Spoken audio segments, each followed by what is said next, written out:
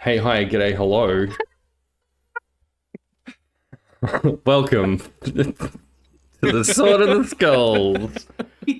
Um, A super serious D&D campaign. one of the deepest regrets of my life. No, hello, welcome. Thank you for joining us. We are here. This is the Lorites. This is our little D&D 5th edition campaign, The Sword of the Skulls, which I Promethean run. There's zero in it. You can find me on the internet doing a whole bunch of Wait, there's things been a zero there this whole time? the Where can entire we The find time. this? campaign or in Promethean? I'm Is not sure. this is the zero in the room with us?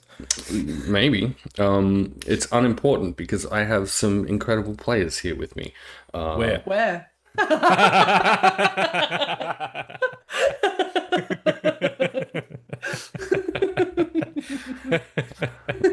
Dear. Oh, good times. Incredible players, terrible people. And we're going to start intros, please, with MVCDM. Who are you? All of that stuff, please. And tell us a little bit about your character. I cannot believe you would pick me, the guy who literally rushed home after getting off a plane to be here, the first go at this. I'm so unprepared. Hello, it's me, NBCDM. I play Vermilion. He's a guy, but you'll find more about that later. Well, actually, he's a crocodile. Currently, it's a crocodile. This is true and accurate. Emily. Hello, I'm Emily.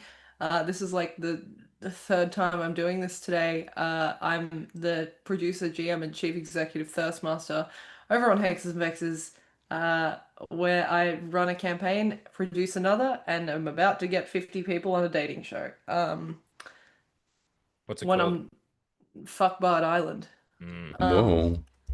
when I'm not there, I'm here, or I'm at Meeples and Dragons, or I'm at Enchanted Realms, or I'm at Pangs and Fangs, or I'm at Fall of Taliva, um, or anywhere that will take me.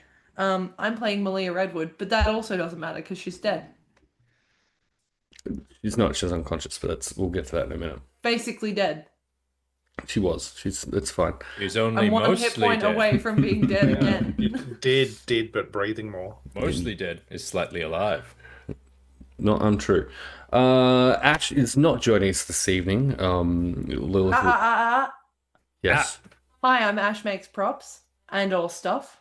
And no, I'm not. I cannot claim to be Ash. But what I will say is, Ash does make really cool props and stuff, like this bow, um, that they made for me ages ago.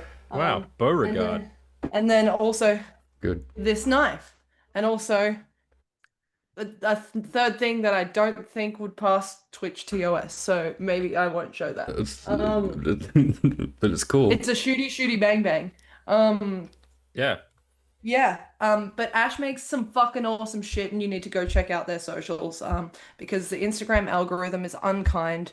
And the stuff deserves more recognition. Yep, they post new stuff that they've made every Saturday. So, go on Instagram and check it out. Check it, like it all. Do the sharing, and some of it is generally, all of it is generally I real was cool. gonna say, what the fuck, man? But Yeah, that 10% of it's shit. yeah. Ignore literally every other social media channel that we plug tonight and just go and follow that one.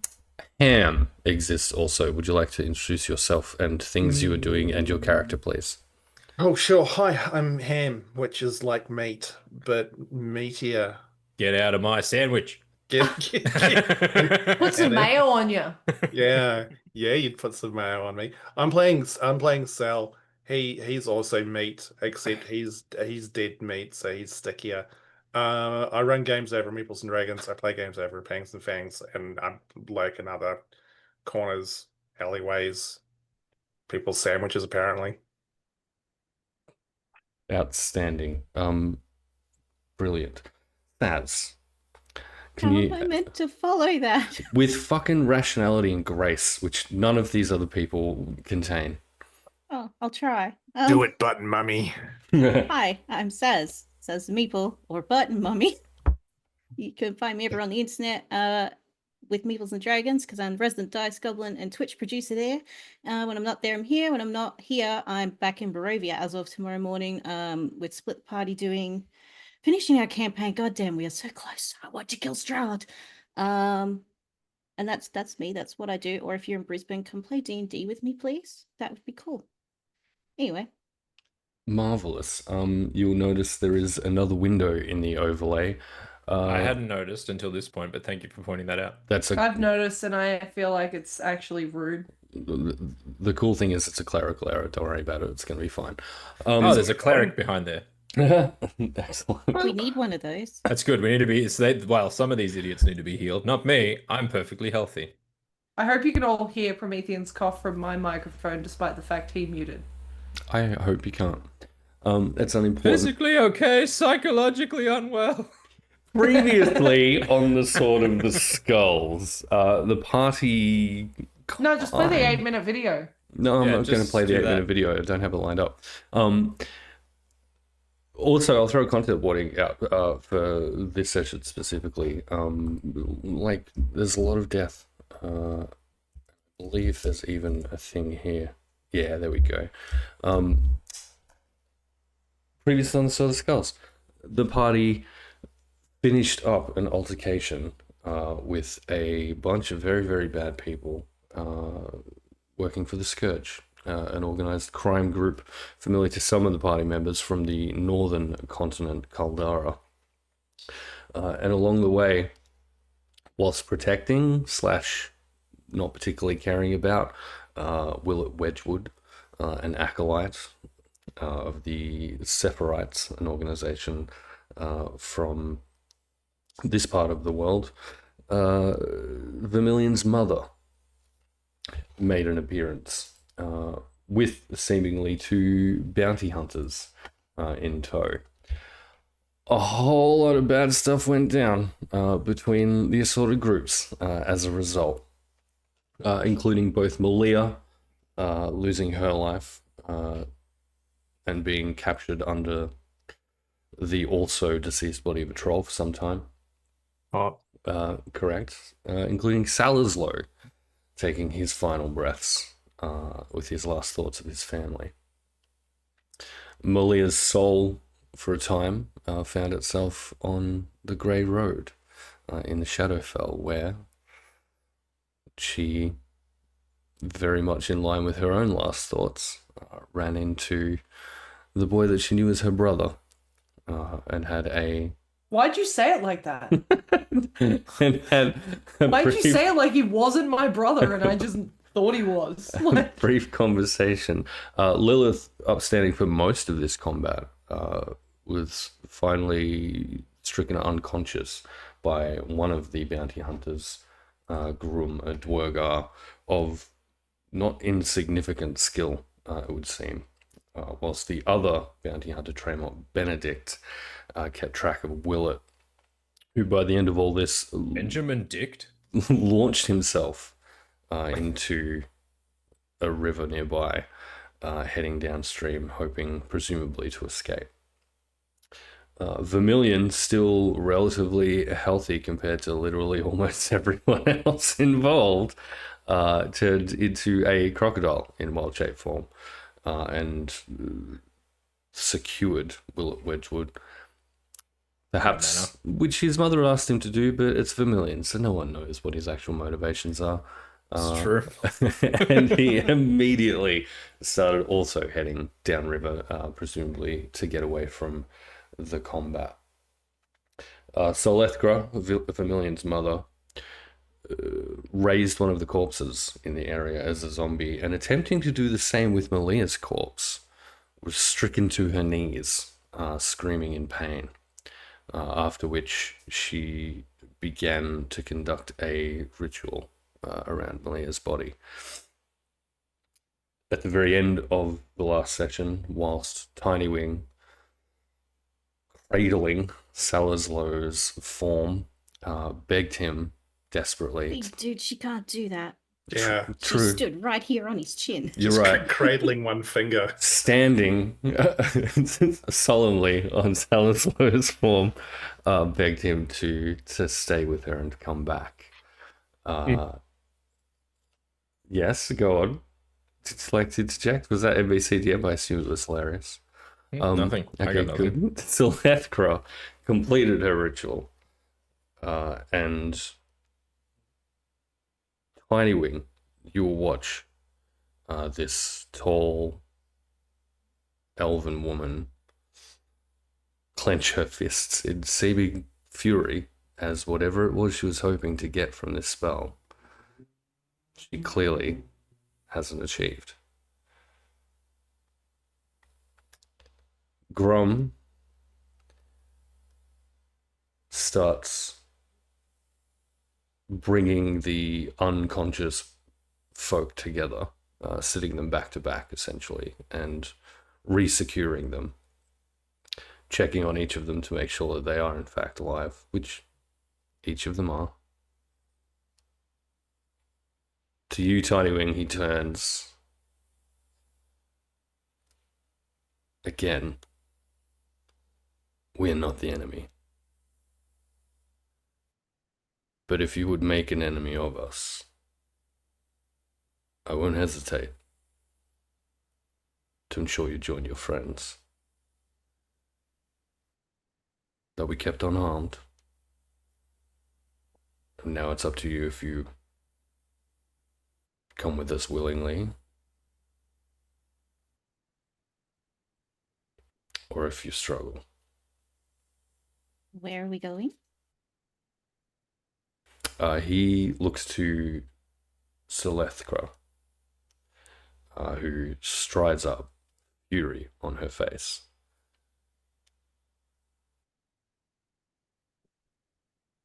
A brief respite.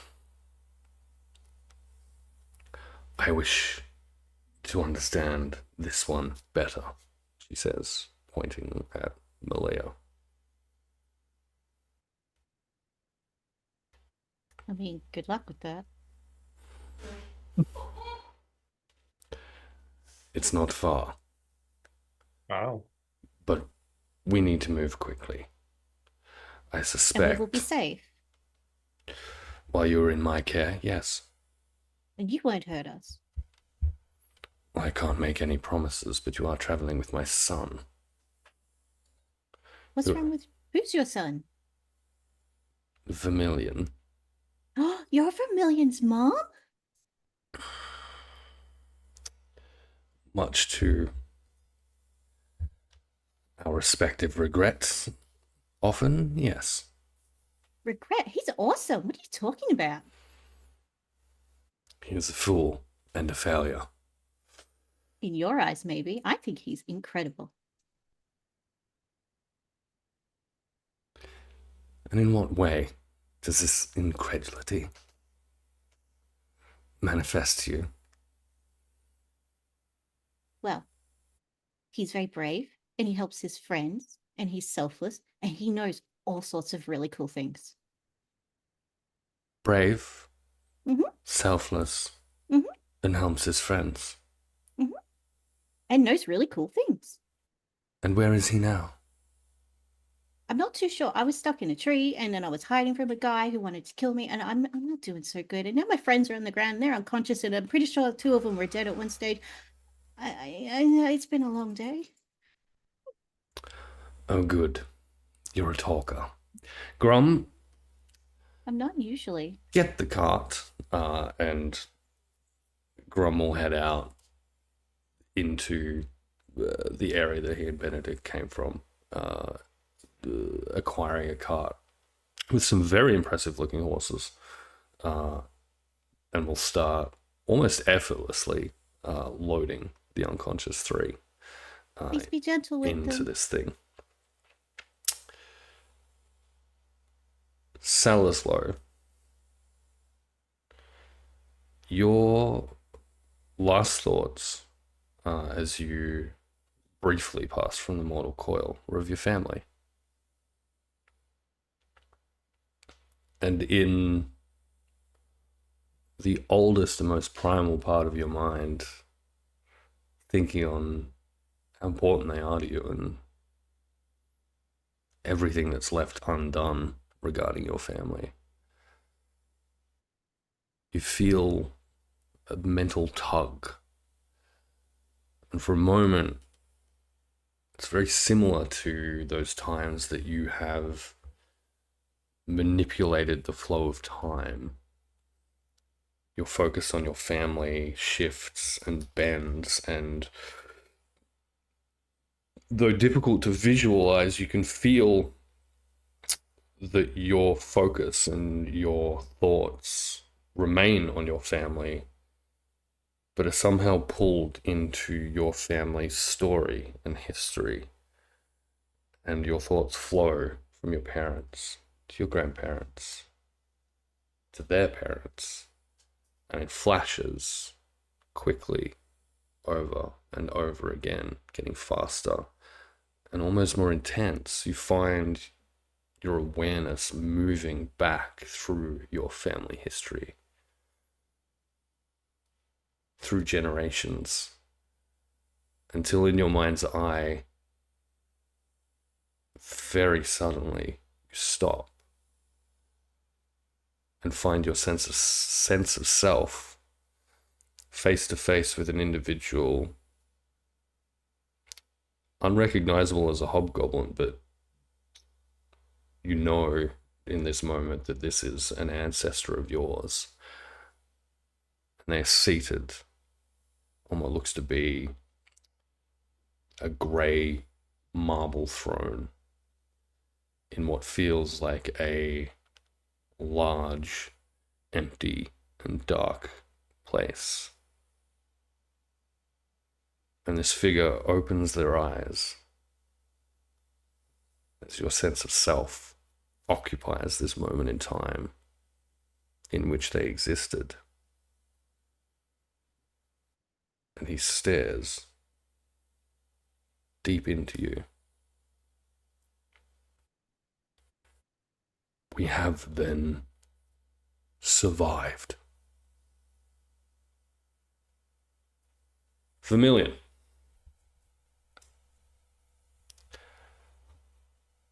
The river is not calm. The mountains. Thank God, I was hoping it was going to be water, and it turns out I was right. The mountains that form its source are not all that far away, and the urgency of the fall of this water is still very, very much here. And you find that you outpace Benedict, who is attempting to trail you relatively quickly, still with Willett Wedgwood in your maw. Wedged, as it were. Grappled. And he, again, between kind of splutterings of taking in river water, begs you to free him. Look, I'd love to say something, but I'm a crocodile and I really can't speak common. So he's just gonna have to fucking deal with it until I decide that we're far enough away that that idiot isn't still coming after us. Excellent. I will, of course, attempt to not drown him in the process. Okay, good. He gives up his pleas after a little bit of time. And you find that you have, again, outpaced Benedict. You've headed downriver at quite a speed.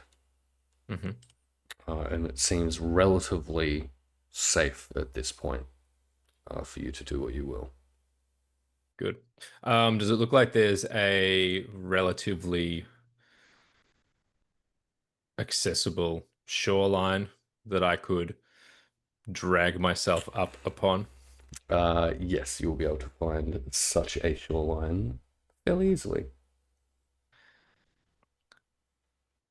Hell yeah. So I guess I will drag the, I assume, thoroughly supping owl out from the river and deposit him onto the bank. And then I will change back into Vermilion. Mm-hmm. And I imagine it's just like he's dragged up, like, I assume, coughing and spluttering onto the bank, and I just immediately turn into Vermilion sitting cross-legged, like next to him. It's like, okay, so start talking. Willett looks around, and being an owl, finds himself a little bit too bedraggled to be able to immediately fly off, and he is still relatively injured.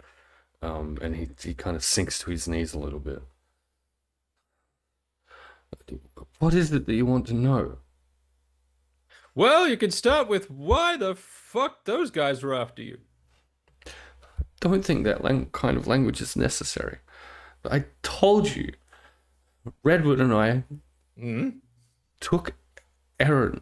We took Right?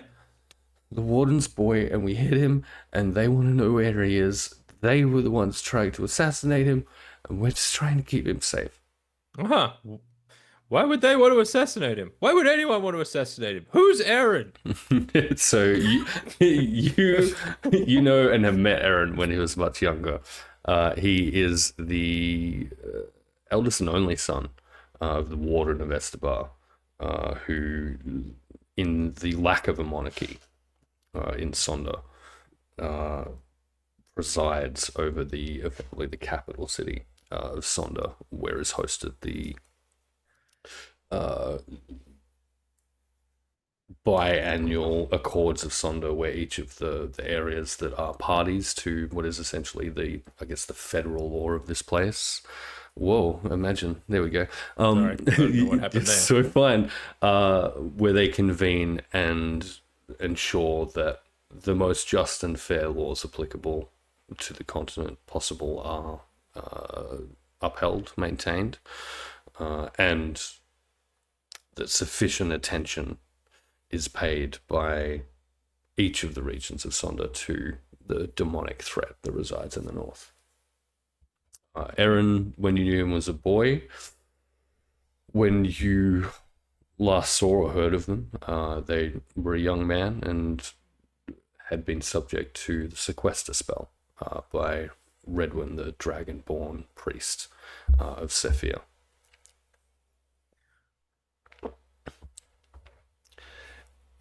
What Willett responds with, however, Aaron is the future. I mean, all children are our future. Could you be more specific? And he rises from his knees.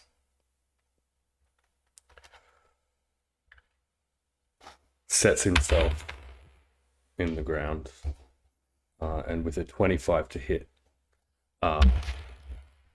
slams his palm into your nose.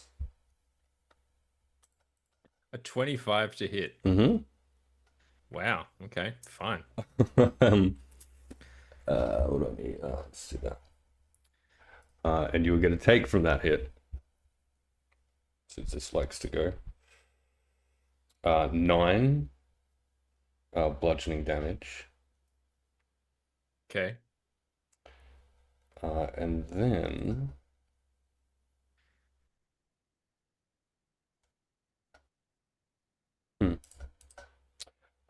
following that up immediately, he pivots on one foot, almost faster than you can see, and will strike out with 2 flurry of blows.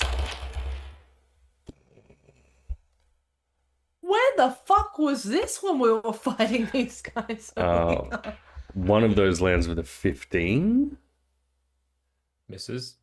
and the other with a 13. Also misses. I'm also going to say, is it advantage on surprise? I feel like after the first one, I'm probably not surprised. But go off, Queen. No, it's fine. I genuinely don't remember, so we'll just do that. I also don't remember. And Hey, good news, Promethean. This is your world. You just decide. no, I'm not doing that. And I think then with the attempts at the flurry of blows, he finds that he actually slips in the mud of this riverbank a little bit, and so they don't land.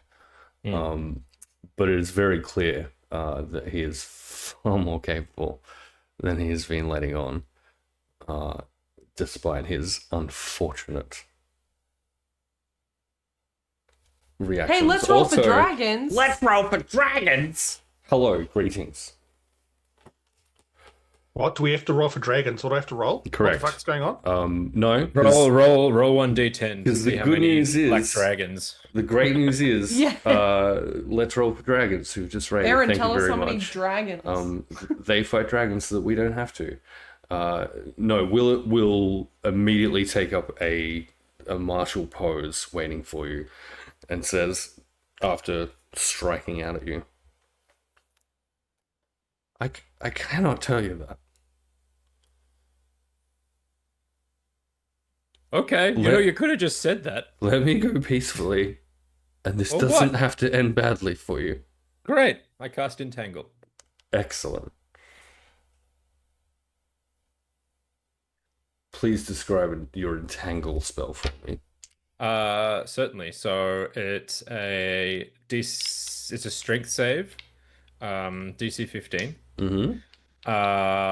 And grasping weeds and vines sprout from the ground in a 20-foot square, starting from a point within range, which I'm going to make the point exactly where like it's going to be where Willet is, obviously. For the duration, these plants turn the ground into difficult terrain. A creature in the area when I cast the spell must make the save or be restrained by the plants until the spell ends. Excellent. Describe what it looks like when Willa attempts to kind of jump out of the way of this, and you absolutely hold him down and restrain him. Yeah. So I think it's probably like he's gone to a martial stance, and Vermilion just calls forth. I'm guessing like I'm gonna call this like this is a riverbank, so I'm guessing like mangrove roots or something are gonna come and just sort of like wrap around Excellent. his wings and stuff, and sort of just pin him there. Outstanding. He again is pulled then to his knees by these mangrove roots, and his knees sink into the mud. His wings kind of fold behind him in resignation. Excellent. And what do we got going on here? Yeah, I guess I'd just wander a little bit closer to him so that I'm, I guess, like really up in his personal space. Like I assume my nose is probably bleeding, given he's absolutely smacked the crap out of it before. And just like right close to his face and be like, "Listen, bud, I really don't want to have to kill you, but I will. I'll just turn into another large reptile and I will bite your head off. Or something like that. So it's just easier if you're kind of cooperative. Or I'll hand you over to my mom. I really don't care." Not that. Please. Okay, so which would you prefer? Would you like to talk this out, or would you like me to call my mom?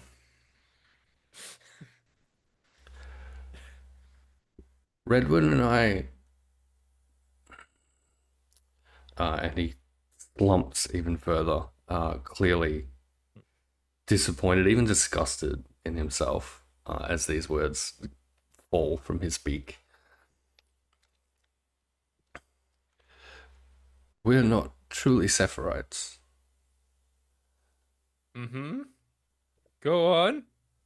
What's a Sephirite? The Sephirites are... Isn't that like a makeup brand?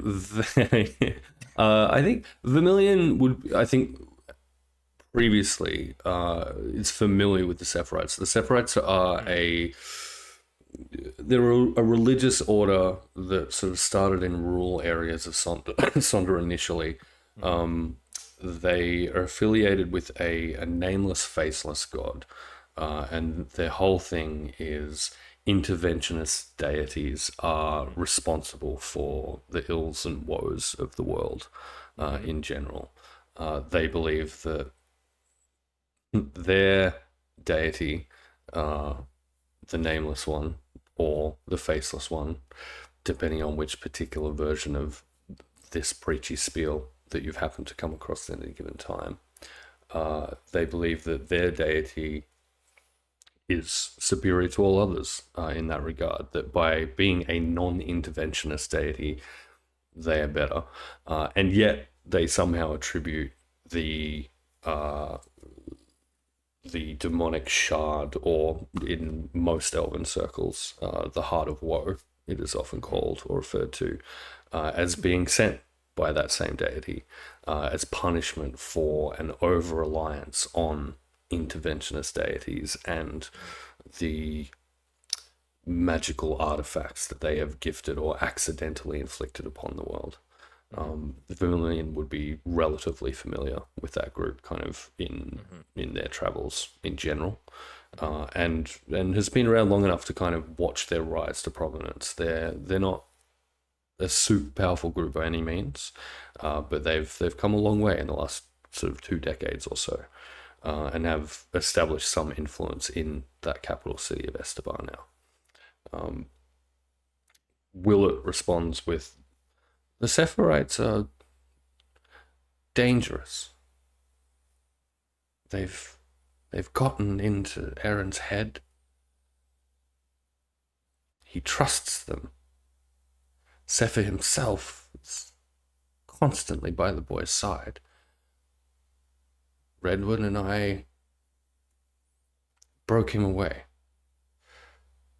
and did so at the behest of the priests of Aelior, of our own affiliation is with the group.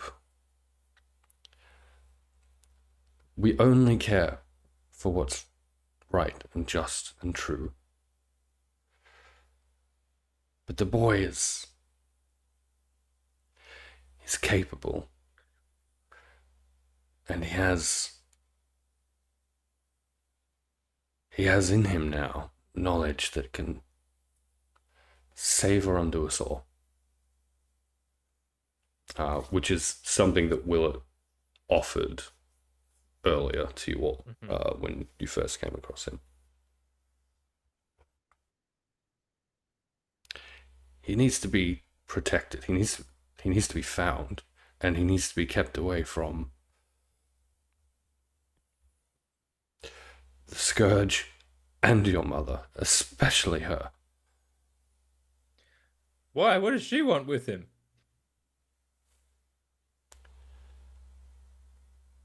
There's no way for us to know, but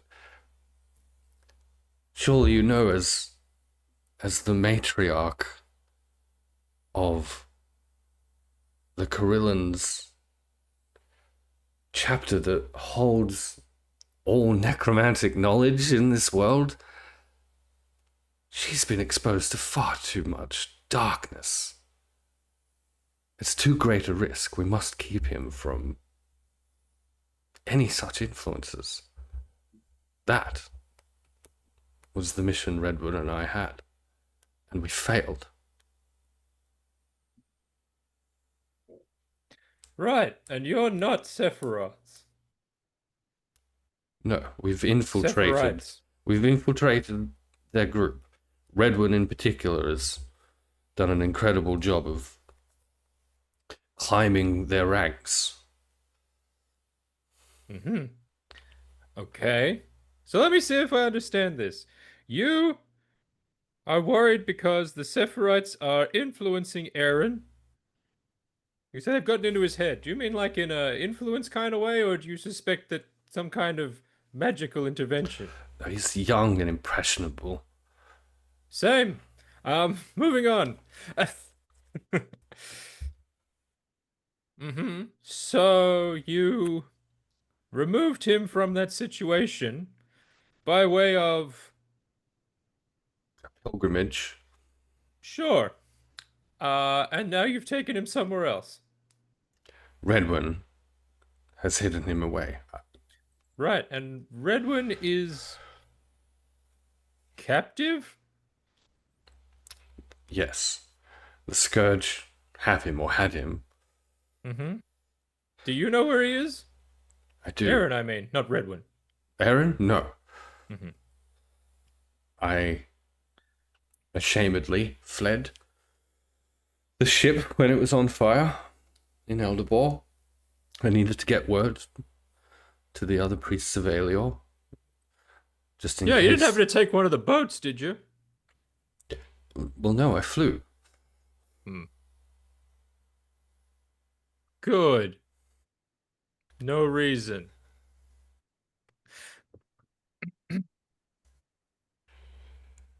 And you say that Eren is like some kind of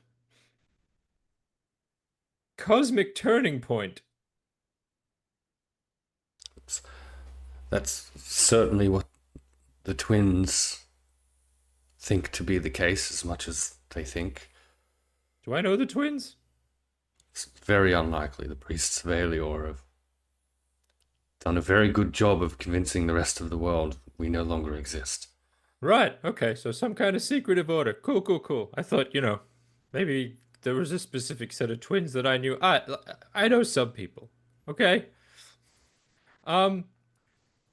Now I suppose you could see why this whole situation is a little upsetting for me because I mean, to be fair, we were in the river for quite a while, but my understanding of the situation as I left it is that at least one of my friends is dead.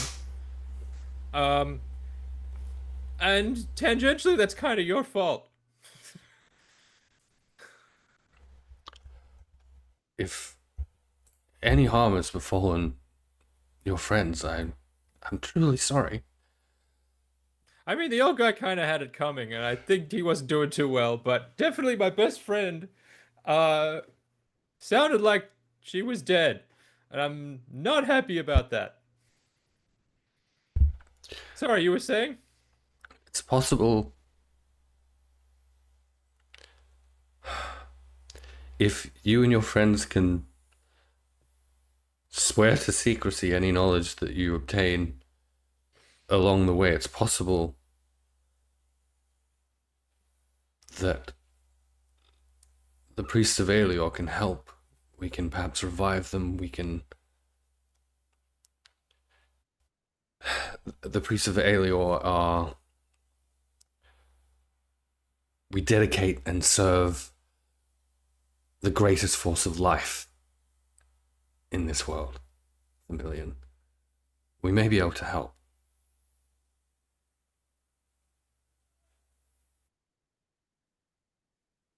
Sure.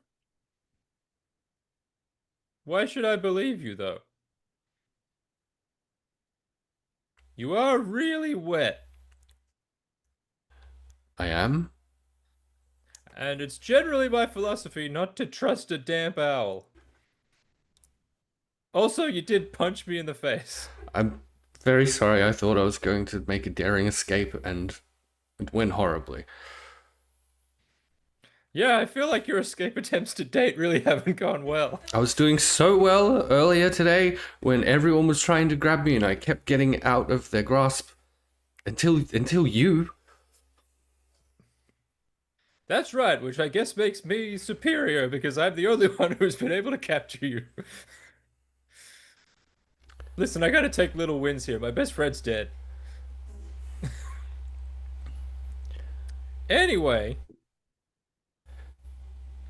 If you can help me hmm, recover Redwin, right. he will be able to help your friends. It is, I'm sad to say, not within my personal power. No, I figured. Redwin is a remarkably powerful sorcerer, and Yeah, he's also kind of a knob from what I hear. he can be very abrasive. He's From my other friend, the tall lady. You might have seen her. who can also be very abrasive. She is really salty. Redwin, I think, has Figuratively and literally. leaned into his role in the Sephirotes perhaps a little too hard, but it is what has made for such a successful infiltration, I think.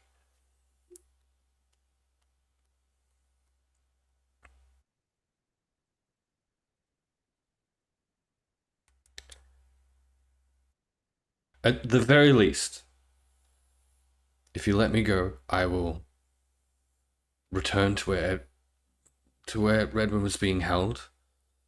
I can assess the situation if it seems safe. Perhaps you can be of assistance, or I can. I need. I need Redwin at my side. I need to find him, and we need to find the boy. Right. And where was Redwood being held? Not far from here.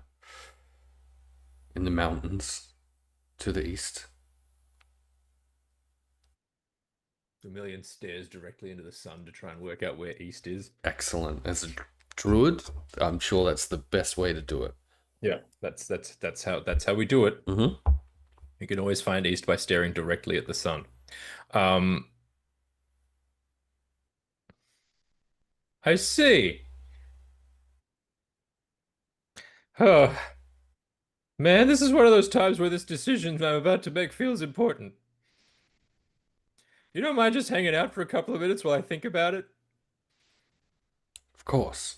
I mean, you're not really going anywhere. Unless, again, you can simply let me go. Yeah, I know, I can do that at any time, and I might, but I need to think about it for a minute. Very well. Take all the time you need. Thanks. Would you like a fish or a bug? Actually, yes, it's been a very stressful day. A little snack would be great. Yeah, cool. Do you have any moths? Would you like some eggs? I don't do eggs. Yeah, fair enough. The whole owl thing, that makes sense. Yeah, I've got some moths. They're a little aggressive, but it'll be fine. Thank you. And You're as welcome. Vermilion and Willett get a little bit domestic, we will return to Salaslow's mind. Face to face with this ancestral entity who stands before you. And again, claiming to be glad to see that they have indeed survived. That they have survived. Yes. We specifically was the term used, plural. I'm a little bit confused right now because the last thing I remember was pretty sure I died. Now I'm here in front of someone who fairly sure is probably my great look, a number of greats grand individual saying that you're glad that we survived, but I don't think I did survive, and you definitely didn't survive because you're so fucking old. It's been a long, strange time. Do you want to maybe just expand a little bit on what you're trying to tell me here? Survived, but perhaps a little more stupid. And he stands from this throne. And he stands. How tall is Sal? Look, Sal was pretty tall. Like I know, 5'11". he was short. He was shorter than Lilith, but he was like well over 6 foot. Yeah. And this guy stands maybe a good 1.5 feet over you. And approaches, I guess, down from this cold marble throne in an almost matching grey color robe that very quickly flares up into color and becomes this shimmering pattern of multiple colors, yellows and reds and blues and greens, kind of twisting and moving around this robe as he moves. And he places this large palm upon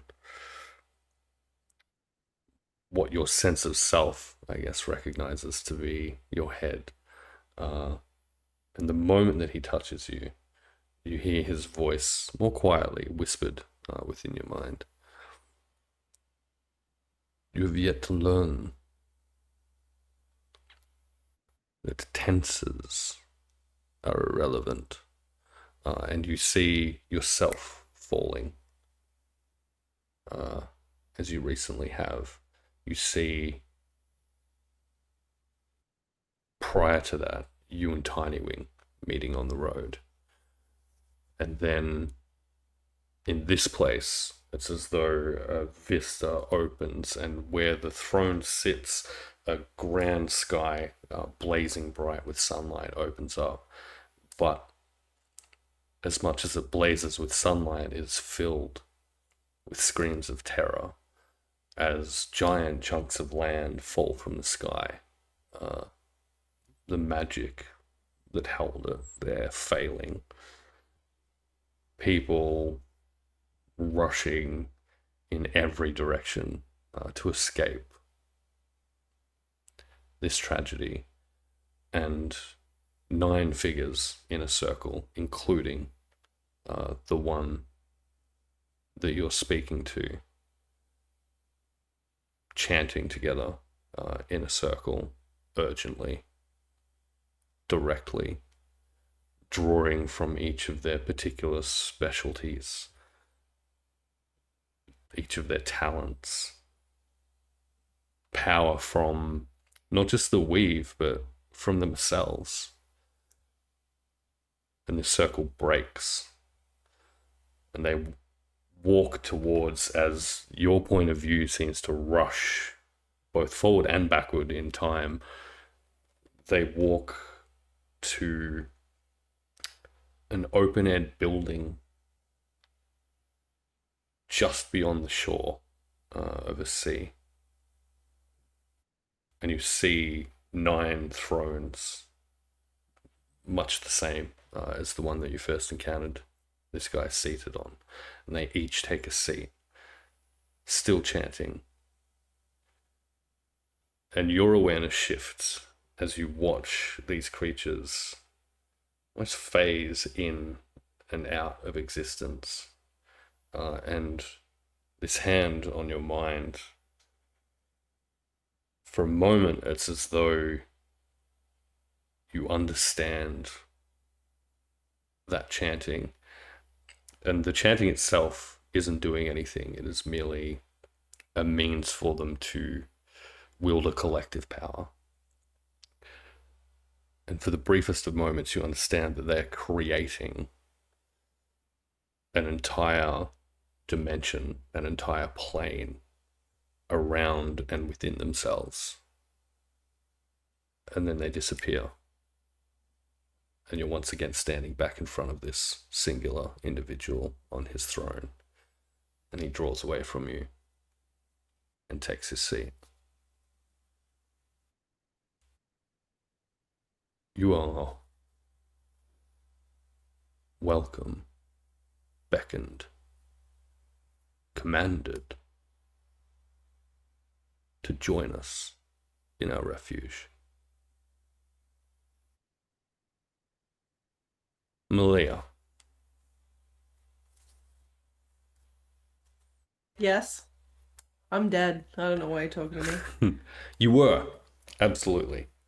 And you flicker back to consciousness for the briefest of moments and kind of see the sky above you where you fell. Quite thankful for that, because there's no troll there blocking the view, which is a gift. You feel briefly bodies around you, binds holding you tight, and the movement of some kind of vehicle that you've been placed on. And then you're out again. And you have a recollection of that grey road that your soul found itself on, but it's thinner. And you find within your own mind yourself wandering. And once again, you see the form of your brother, only different. His body matches, but his posture facing away from you is different.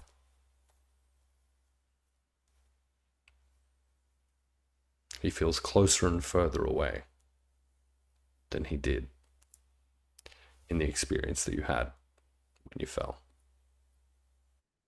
Can I, like, is it close enough that if I attempted to move towards him, I could grab or touch? So you reach out your hand, and it's as though whatever distance was between you closes. And he is ice cold when you touch his shoulder.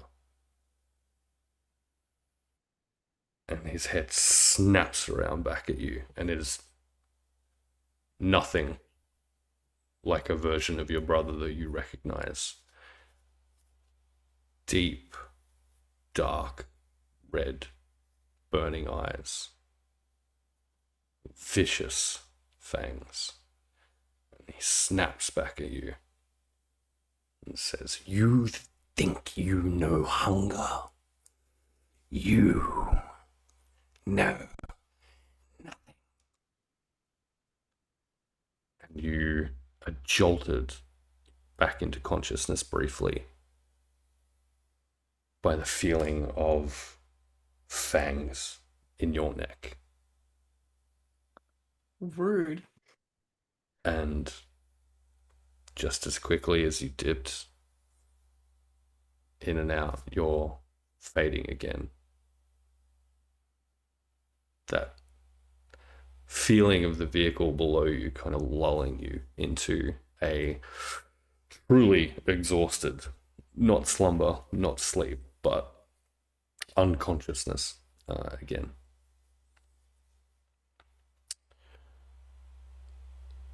Tiny Wing, by this stage, you'll have been traveling for maybe 30 or 40 minutes. Not a whole lot of chatter in the initial part of this journey. There's a fairly thin, initially hidden, but fairly thin path that accommodates for this cart that heads to the west. Selethkra sits side saddle on one of the horses as they're taking this cart through the surrounding bushland at a pretty decent pace. Your three friends are bound in the back of the car, with Grum seated on one side of them, Benedict seated at the front of the cart, kind of guiding the horses. What's Tiny Wing doing on this journey, do we think? Spending a few minutes flitting from each person to make sure they're still breathing, there's still life happening there. Keeping an eye out for anything that would look unusual to her, given that her knowledge isn't great in terms of medicine and other races. It's going to go great. And also making sure that Lilith's bag is still with Lilith, because she knows that Lilith loves her bag. Excellent. Grum, watching you flit around between them, says, "We're on our way to the fortress of the Lithoral. They will tend to your friends, but they will need to be caged. When they wake, it seems likely that they will be angry." Well, yeah, that's pretty normal for them. I mean, that'd be pretty normal for anybody, wouldn't you? Think if they've been caged and they wake up there? They'll be caged in comfort. As long as they are safe, as long as they are unharmed, and you do not stick me in a jar, we will be fine. You have been helpful. You appear to be kind. There's certainly no bounty on you that I'm aware of. Oh, I'm new here. But, and he kind of leans in and in a much quieter voice says, I would caution angering the elf woman. I have no need to anger the elf woman. Why would I? She's taken an interest in your friends.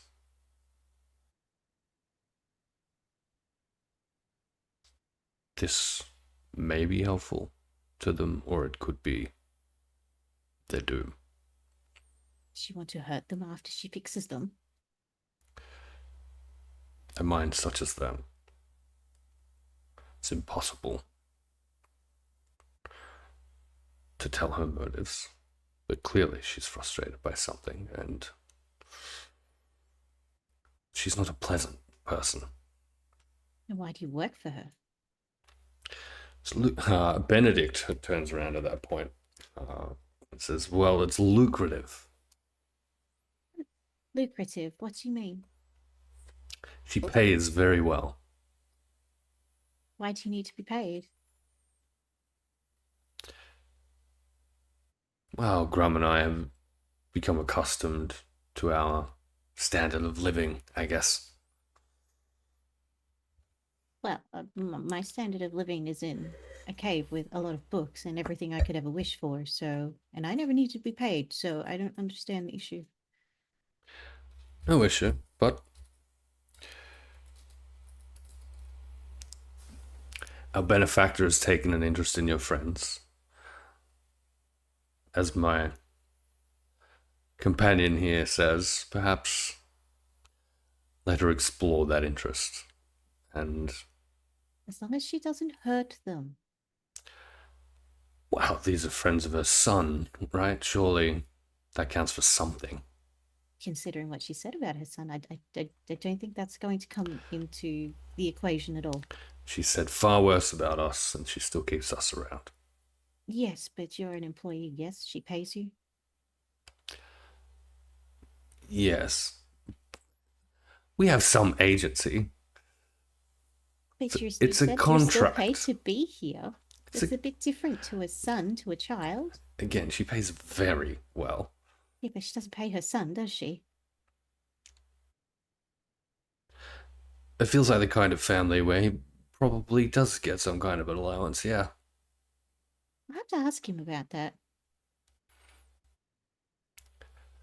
She doesn't speak of him often. But he's so marvelous. I don't understand why she won't. The Mohawk one. Yes. He took my prize with him.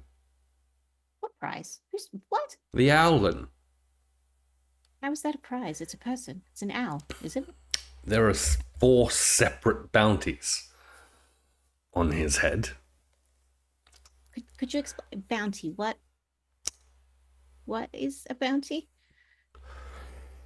He looks very confused, briefly.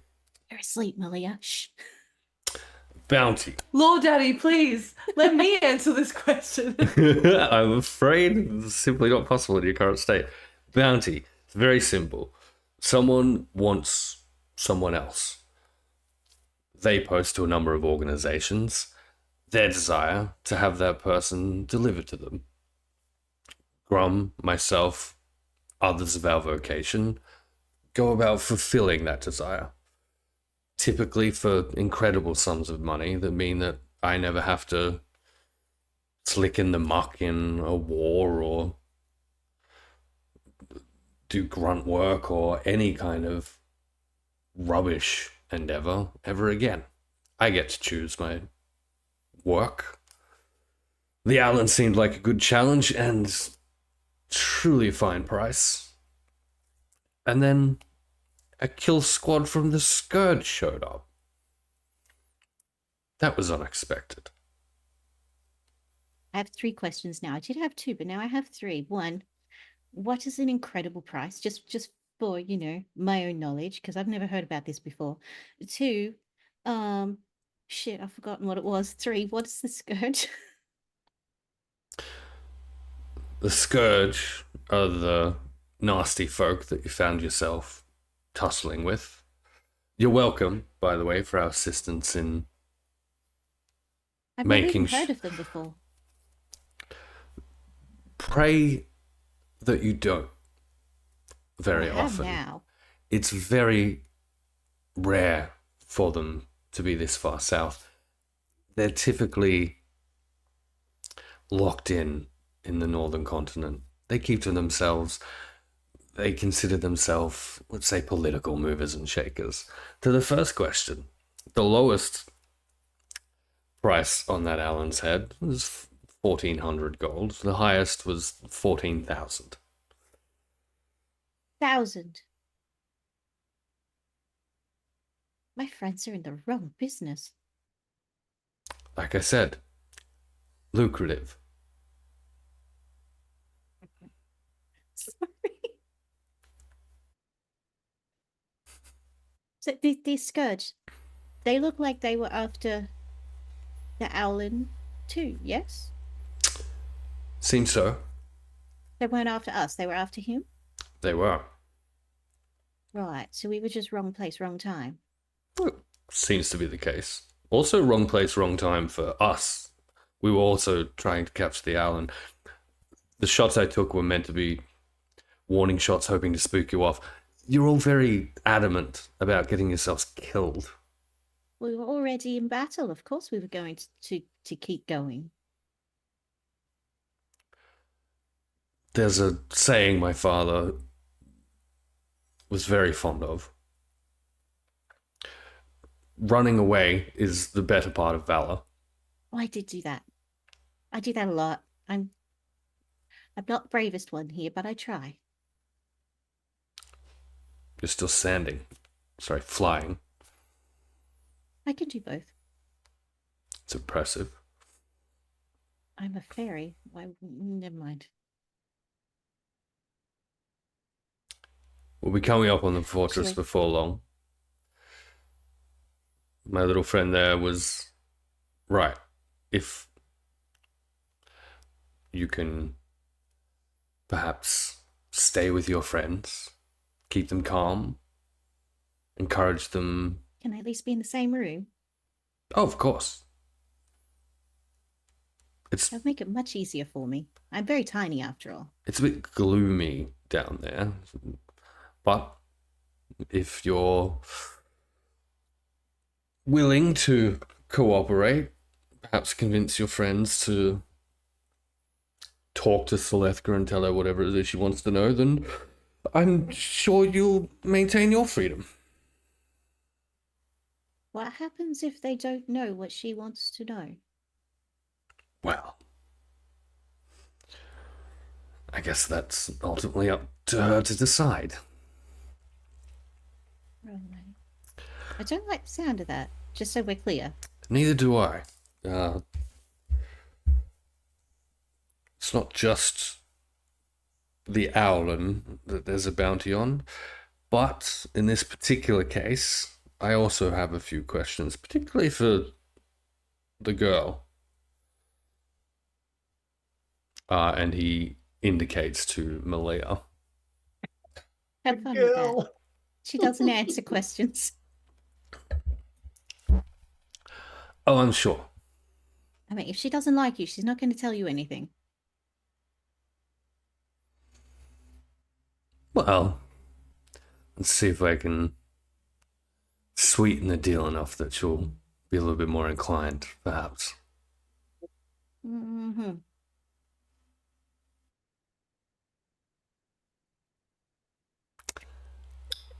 It is at this point, Vermilion. How long have we been on the road? Just So yeah, about at that stage, say 40 odd minutes. it's not It's long gonna enough for be a short rest, wild is when it? like You will absolutely have been able to Oh, take a thank short rest God. on this cart. Spell slots. it's gonna be wild And when the hit first thing I die. do is headbutt the closest person to me. A Excellent. cage. She might just gobble your hob. At this point, Vermilion, Hello. you hear the trundling of a large wagon and banter between this person or a person and someone that sounds very much like Tinywing. Not too far off as you were trying to make a decision about what exactly to do with Will at Witchwood. Mm-hmm.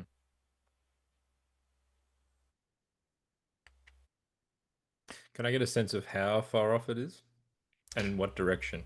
It'll be from where you are, let's say southeast, moving west. Not very far away. The fact that you can kind of hear it through what remains of kind of the scrub behind you, you'd think a couple of minutes to get to them at best. So moving westward, Mm-hmm. so the opposite direction to the direction that Willett said they were holding Redwin. Correct. Gotcha. Roll an intelligence check for me. Hey, we're back. Let's fucking roll some dice. Wow, what a stupid idea getting me to roll first. Okay. Intelligence. I wonder what my intelligence is. Low? Oh, it's fine, I guess. +2. 19. Okay, easy. And you were aware of this earlier, kind of in this region. There is it used to be a fortress. It's now more of a shrine, not quite a temple, but certainly a base of operations for one of the chapters of the Krillin. You also know that the chapter that your mother is the matriarch of don't have their own facilities in the same way that most of the other chapters do. You kind of in the lead up to the events, to the recent events, considered this location as somewhere that might be relatively safe to actually take a break at, especially if you throw your mother's name around, then generally speaking, you would be given the opportunity to at least take a little breather before being moved on. It would be relatively easy, especially with the 19, to assume that anyone traveling in that direction specifically is going to pass, if not be heading towards that location.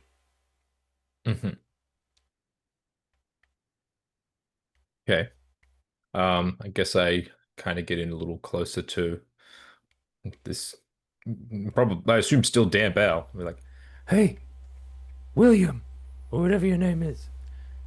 Did you hear that? I did. Shh.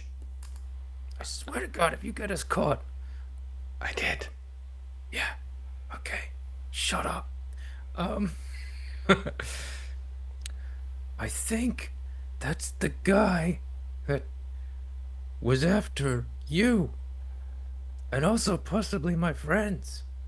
Well, one of them anyway. The little one. Not the old guy, the fairy.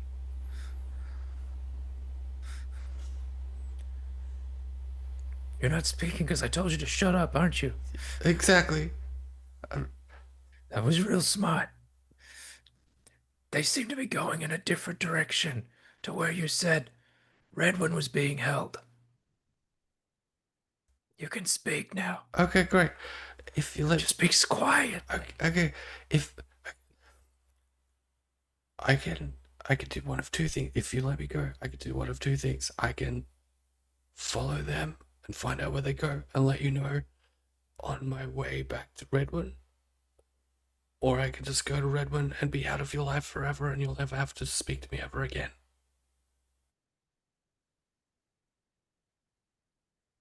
Those are certainly two options. Do you have a third? I mean, yeah. We could just sit here a bit longer and see what happens. Okay, I think what would happen is they'll... This is kind of very meditative for me. Okay. Plus, given that the fairy is conversing with someone, it sounds like she's not in immediate danger. That seems good. Yeah, right? Yeah. For her. Yeah. And I mean, we're not in immediate danger because we're here. He looks at the mangrove roots currently holding him to the ground. This may be true for you. My life appears to be in your hands currently. Yep, it sure is. That's why I'm taking a reasonable amount of time to deliberate over it. But you should probably be thankful for. I guess you haven't killed me or given me up immediately, so yeah, I guess there's a small amount of thankfulness there. Yeah, I could do that. Hey guys, we're over here. No, I'm not going to do that. Absolutely not. Okay. God, can you imagine? It's not beyond Vermilion's capabilities. Um, and he has done stupid shit like that before. But no. So, hmm, what to do? What to do? What to do? Can I get a can I make a vibe check on how much I feel like I can trust this owl? Sure, go for it. Thanks. Roll insight. Inside what? You heard. Okay. Plus, what do I roll to insight? +4. Fuck yeah, 19. Okay. He seems very fearful for his own safety. He Rightly so. he seems. You don't get the impression that he wouldn't fulfill either of the options that he's presented to you. If you were He's to be amicable to one of those. But he would, you say, or would not? You don't get the sense that he wouldn't fulfill I it. see. Yeah. Okay. Oh man. I wish Astatus was here. She'd know what to do. Where's Astatus been this whole time?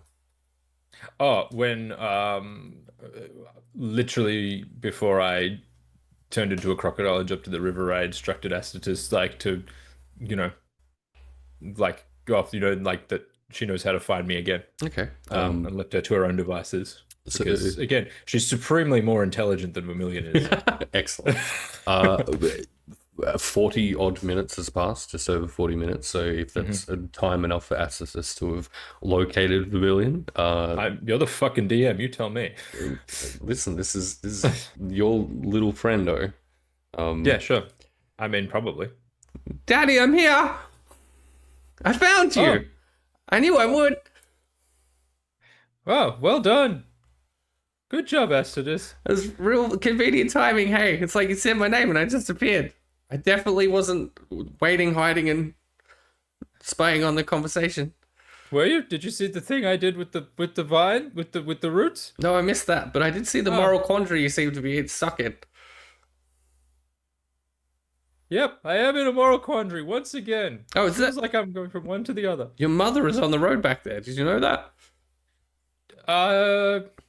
I guessed as much. She's got Lilith, Salazlo, and Malia all wrapped up in the back of a cart, and Tiny Wings just hanging out with them, just having a chat with those two folk with the gun. Does it seems like she has ill intent? She sees she's not happy. I mean, what else is new? Family. Anyway, what do you think I should do with this guy? For all intents and purposes, Willett cannot understand what I'm saying to Yeah, correct. It's Astatus. wait, let me double check that. As far as you know, for all intents and purposes, he doesn't understand what you're saying. Yeah, you're right.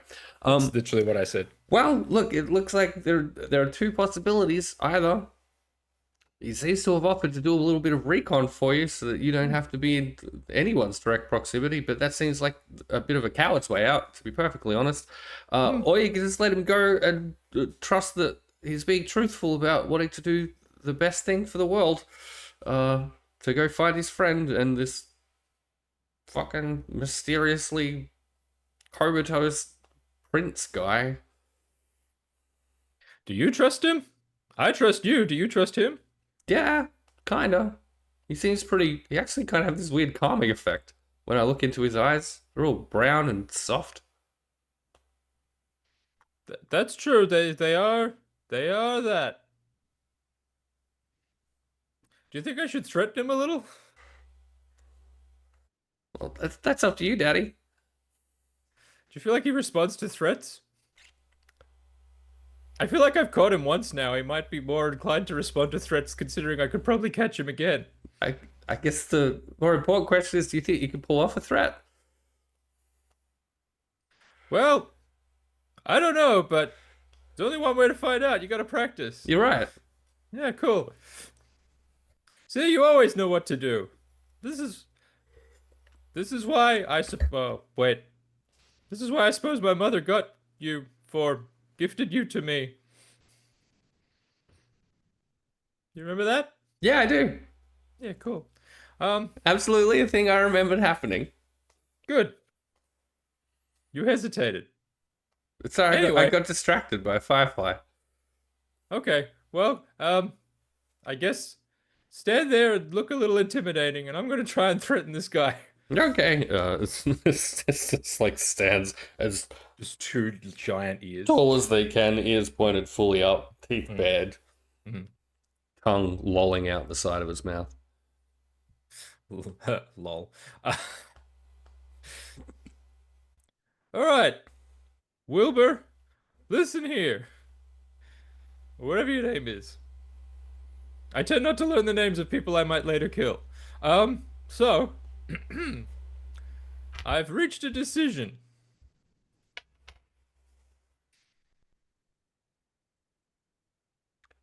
Would you like to share that decision? Yes, I was waiting to see if you were still conscious. You were just kind of staring at me. No, I Um, was distracted by the very intimidating dog? Fox. Not important. Well, I lied. She is very important, but you being able to tell what animal she is not. So, here is my decision. I've decided to let you go. Uh, his entire demeanor is like shift, like visible relief. Don't get too excited. I've decided to let you go, and I want you. Well, I mean, you've been shot out of the sky once before, so I'm not sure how successful you're going to be. Um, I want you to continue with what you intended to do and go and find Red guy, Redney. Who cares? Um, Redwood? that's the one. Good. Go find that guy.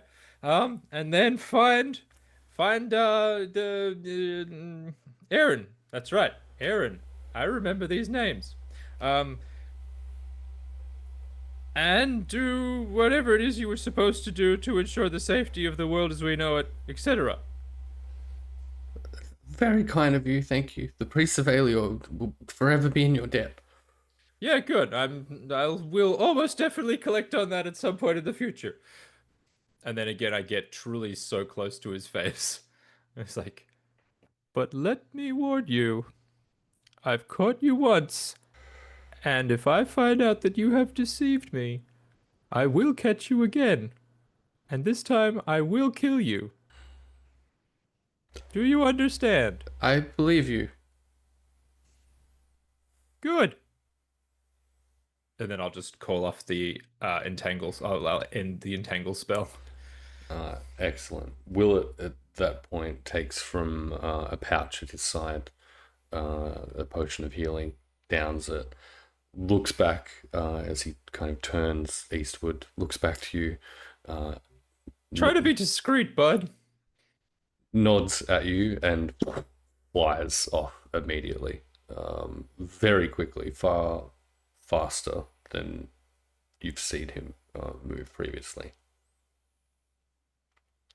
You're right, he seems like a nice guy. I hope he doesn't betray us. Look, I'm sure someone has to not do that. Yeah, I feel like, probabilistically, eventually someone won't betray us. What is Vermilion's plan from that point? With this cart now far enough away that you're starting to no longer be able to kind of hear it on what you assume is a road a little ways off. Great question. Would you say I've been sitting here long enough for it to count as a short rest? I think you could have taken a short rest in the time that you were deliberating. Yeah. Yeah, great, because I was bluffing about being able to turn into more animals. I had used up both of my wild shapes, but if I have a short rest, I can get one of those back. Oh, I know. Yeah, I know. Cool. In that case, what's the woodland around here, or what's the forest around here look What's the terrain? Yeah, so it's south of this area is the Fabog, and kind of in between where you are and the edges of the Fabog, the woodlands kind of get a little bit more solid along the way. So it's by no means like thick old forest area on this side of the river, the south side of the river, but as that you head east, the forest kind of picks up in density as well, more on the other side of that fortress than between here and there. It's healthily wooded area. So trees reasonably close together. Yeah. Cool. In that case, I guess to Astatus first of all, it's like, you remember what we practiced? Moving through the forest and not being seen. Yeah, of course. It's my favorite game. Yep. So we're gonna follow that cart. The one that you saw with our friends in it. Okay. And my mother. And we're not gonna be seen by my mother. Got it? Got it. Okay. Off you go. And I'm gonna turn into some kind of, I assume, squirrel and basically just navigate via the treetops after the cart without drawing attention to myself. Okay, excellent. A green mohawked squirrel. Brilliant. In the physical realm, we'll jump forward a ways, and this cart, Tiny Wing, you will see, and Vermilion trailing them as a squirrel. You'll also see this almost dilapidated looking kind of stone structure, clearly a defensive structure at some point, repurposed for what looks to be more kind of residential and definitely less militaristic purposes than it was originally designed for. It's a little ways back from the river, but there's a small kind of tributary that comes down towards the entrance of this place, where one or two small boats head in to the main entrance of this place. The cart itself doesn't approach the main entrance, but approaches the side, and two guards raise a door for this cart to pass through, with Selethgra at the head, barely even having to say a word, and immediately being admitted entry.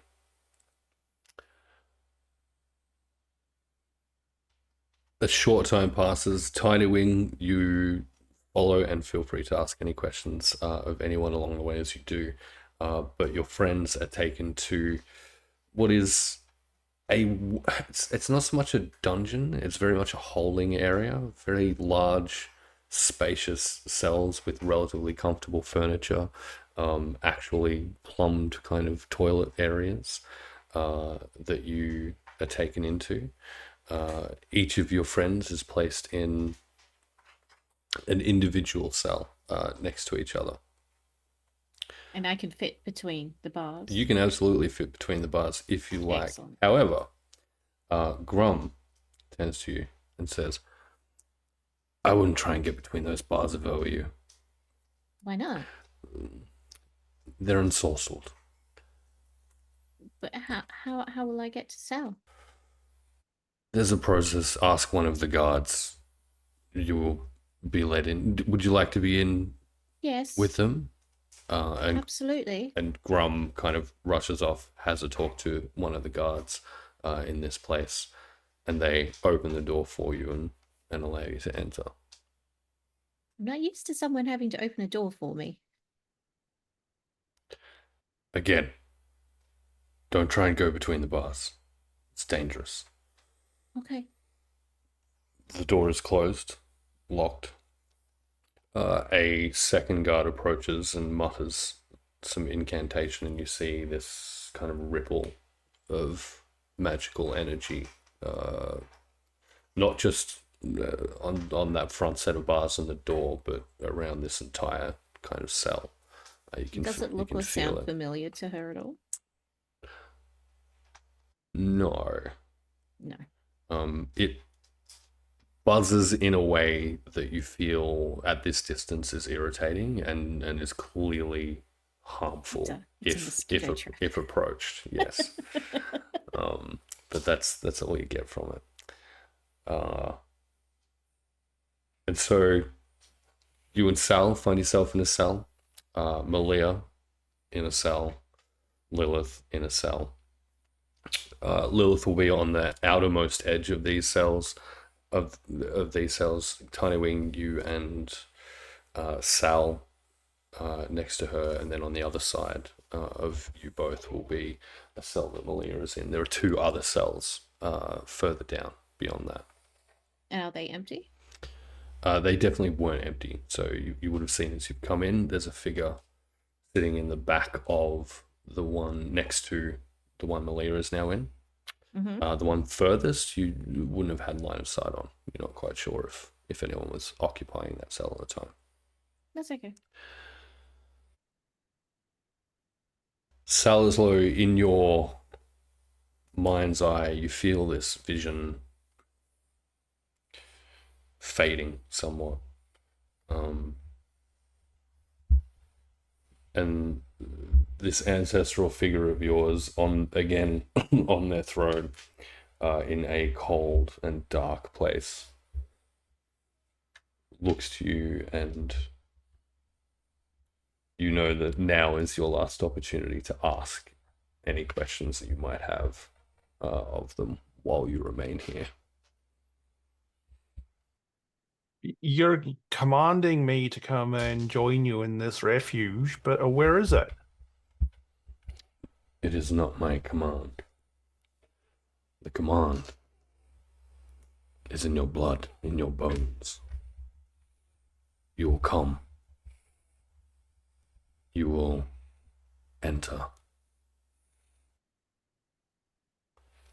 If deemed worthy, perhaps you will free us. Perhaps your talents will be added to our own to maintain our vigil.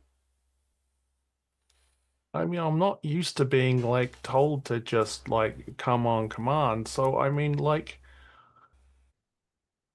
I really don't understand what's going on here. Like, why do I need to just be doing this? What's the point? What's the purpose? You want me to come and join you in these other 9 figures and merge this talent that you're talking about with them, but why? Is it to do with this whole fall, like the world falling to pieces and finding refuge? Something, is this something that's happened in the past? Is this something that's going to happen in the future? Is this about trying to protect others like my family and stuff? Or what, like what's going on? You, as you ask your questions, your innate understanding of time offers you that the visions that you saw were definitely within the past and a deep past.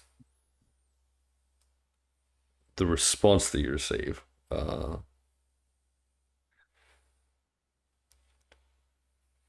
woes that befell our world were our folly. We enshrined ourselves from those follies, and in so doing, found ourselves trapped. If we attempt to leave,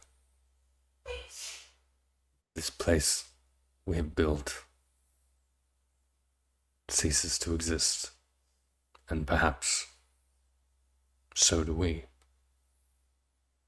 We thought, and at this point, the 8 other voices around this circle will join in synchronicity, each of them saying the same words. We thought that Elan were no more. But here you stand, of our blood.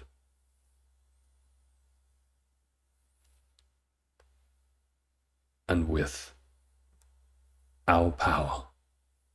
And that last word, power, resonates and echoes and shifts, and it's as though this experience that you're going through cracks and shatters, and groggily, with 2 levels of exhaustion, Salazlo, you drag your way back into consciousness. Ah, 2 levels of exhaustion. I'm already suffering from all of those effects from all the strain. Yeah, I know. Yeah. Malia, after your brief encounter in unconsciousness, you've had merely darkness, quiet, and cold, and the lingering echo of 2 red eyes staring into yours. And you also, groggily, sickeningly, claw your way back to consciousness. 2 levels of exhaustion in a cell.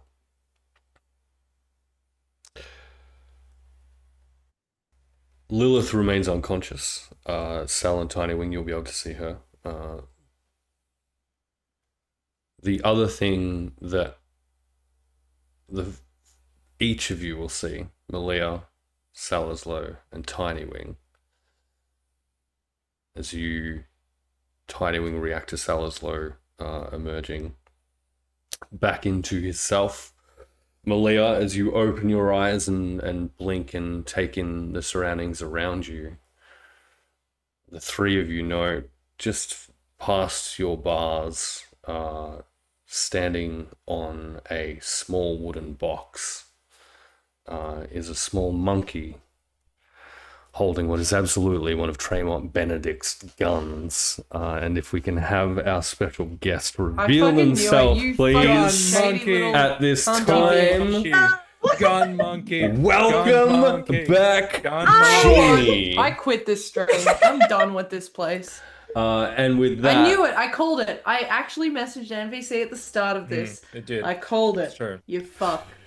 And with that, we are going to have a shortish 10-minute break, and then we'll return and see what these little prison buddies get up to while Vermilion lurks about outside this building. You know what? I'm burning this place to the ground. I hope no one is attached to their characters. Yeah, no, I'm right there with you. This whole place is going down and not in a fun way. All right, we'll be back. Have a drink, get a stretch, do what you need to do. Goodbye. Gobble your hob.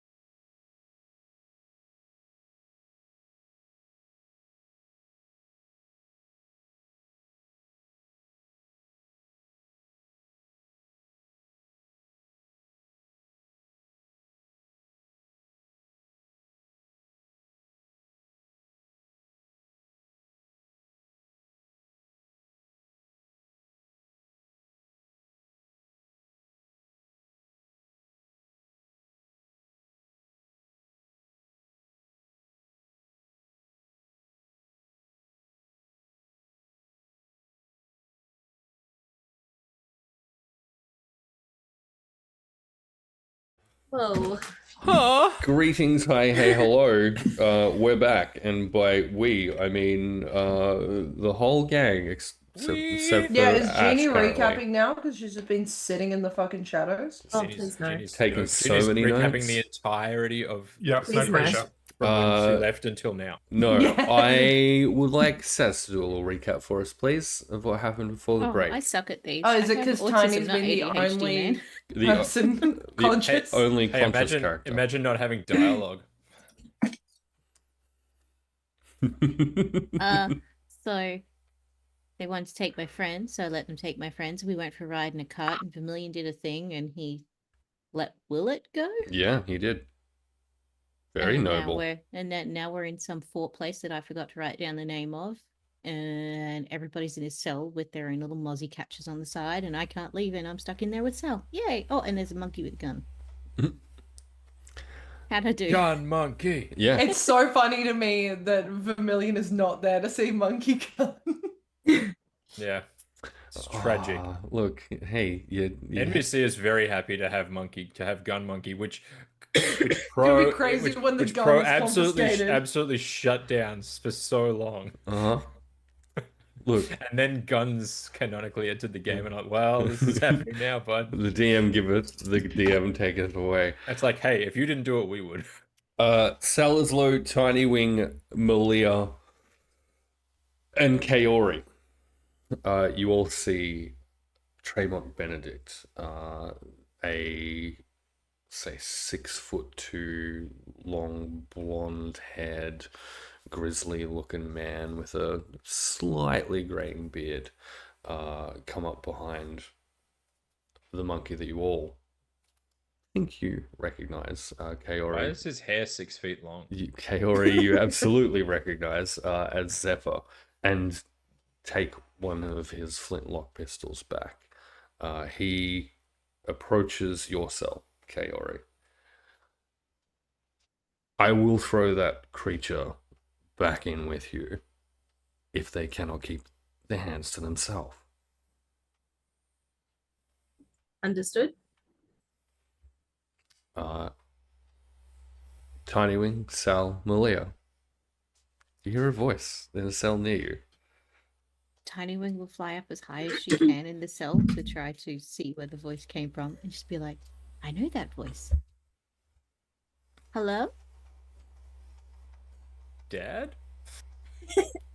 I don't know my dad." Oh no!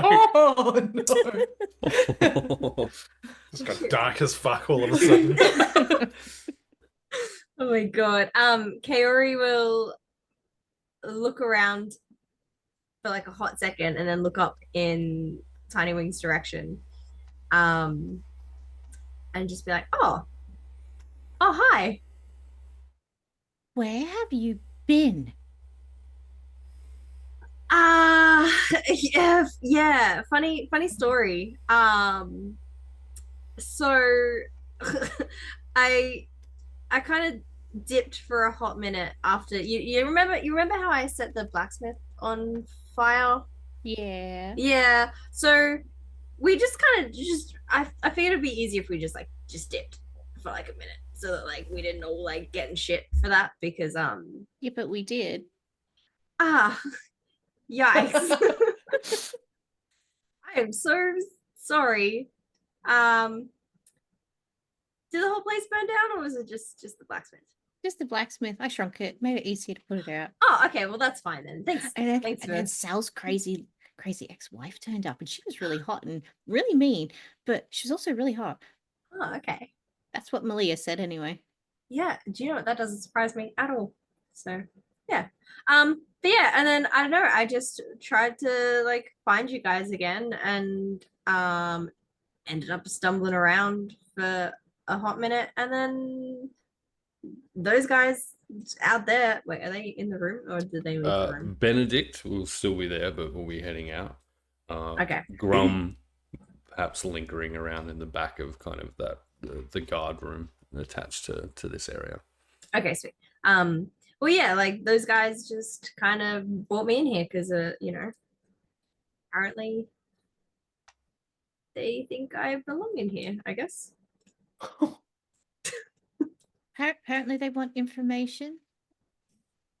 Information. That's all I know. They want information, especially from Malia. Hold on. Us. Just hold the hold Oh, something, because there's no phones in this world. Hold the I- gun the monkey has. Yeah, Hold the your gun. monkey. Hold the gun, monkey. Like, I've got the world's worst headache, and I've just woken up in this cell, and I did think I was dead, but apparently I'm not. Now Kaori is back, and I thought that Malia was also dead, but she seems to be over there in a very not dead kind of state, and we're in a strange place. And Vermilion is not around, and Lilith is just a big sack of something in the corner. What the actual fuck is going on?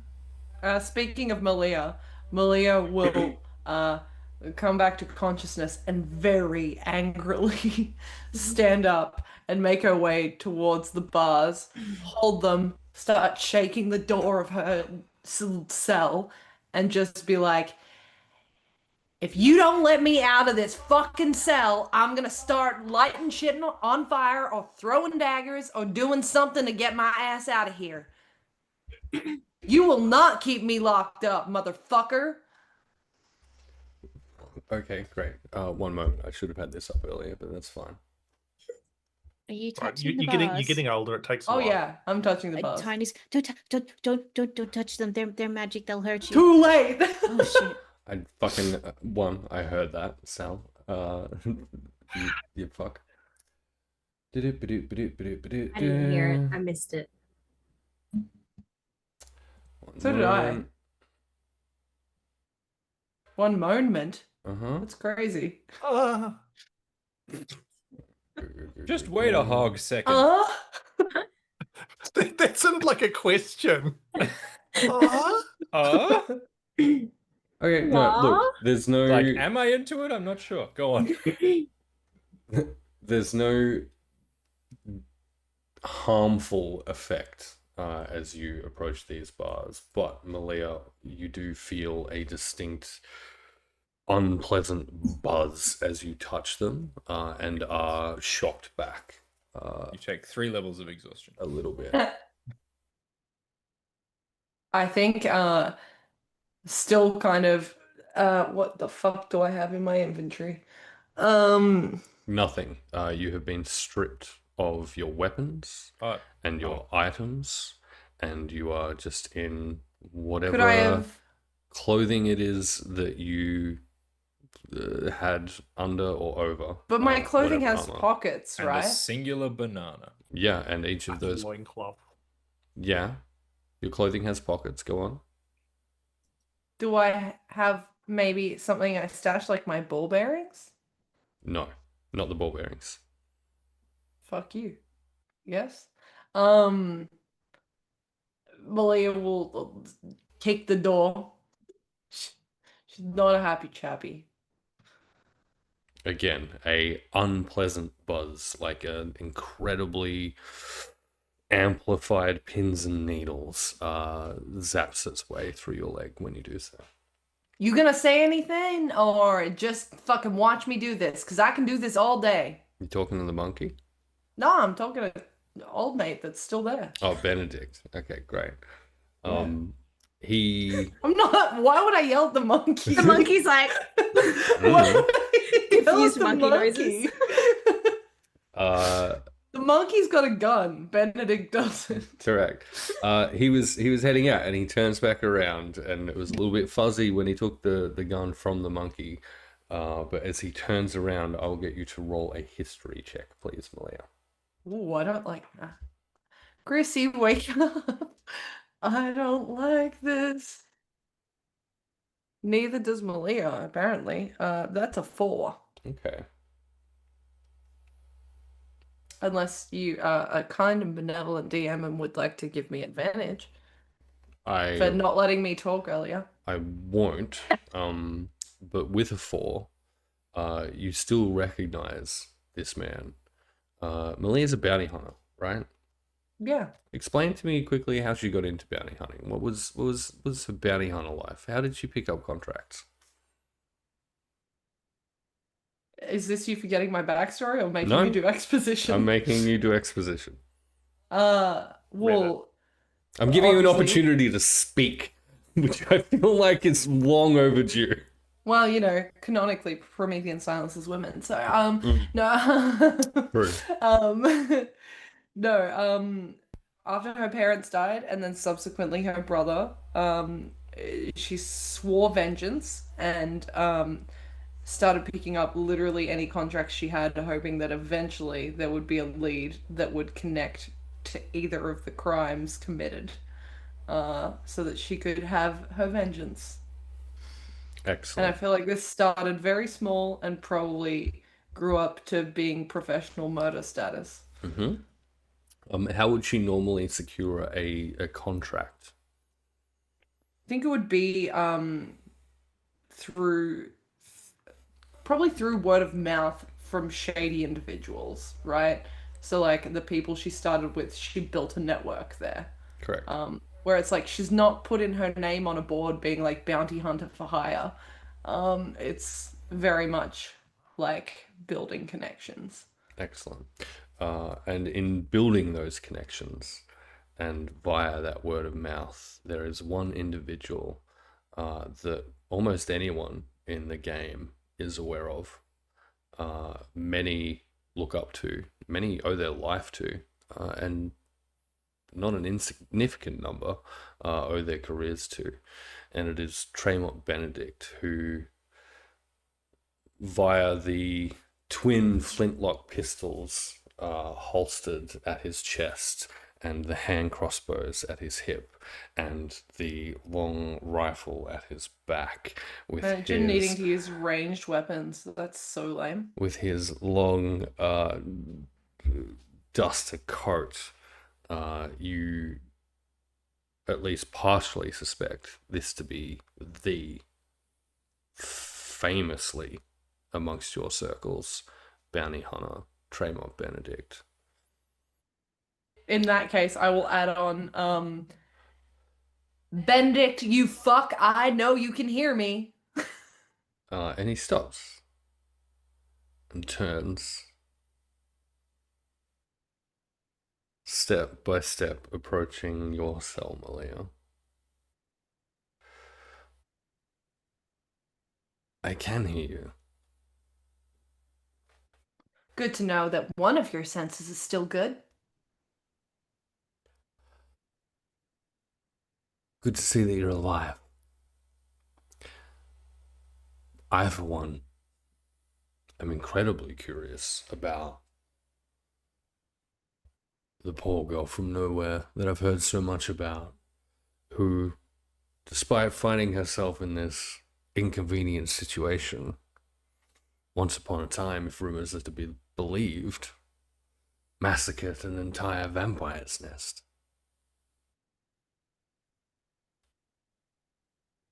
And And that's a conversation that we'll have after my employer manages whatever question she has for you. that's real cute. You waiting for your employer and all. Do you like wear a collar or do you just respond to calls? He doesn't respond, but slowly and deliberately looks you up and down. Good boy.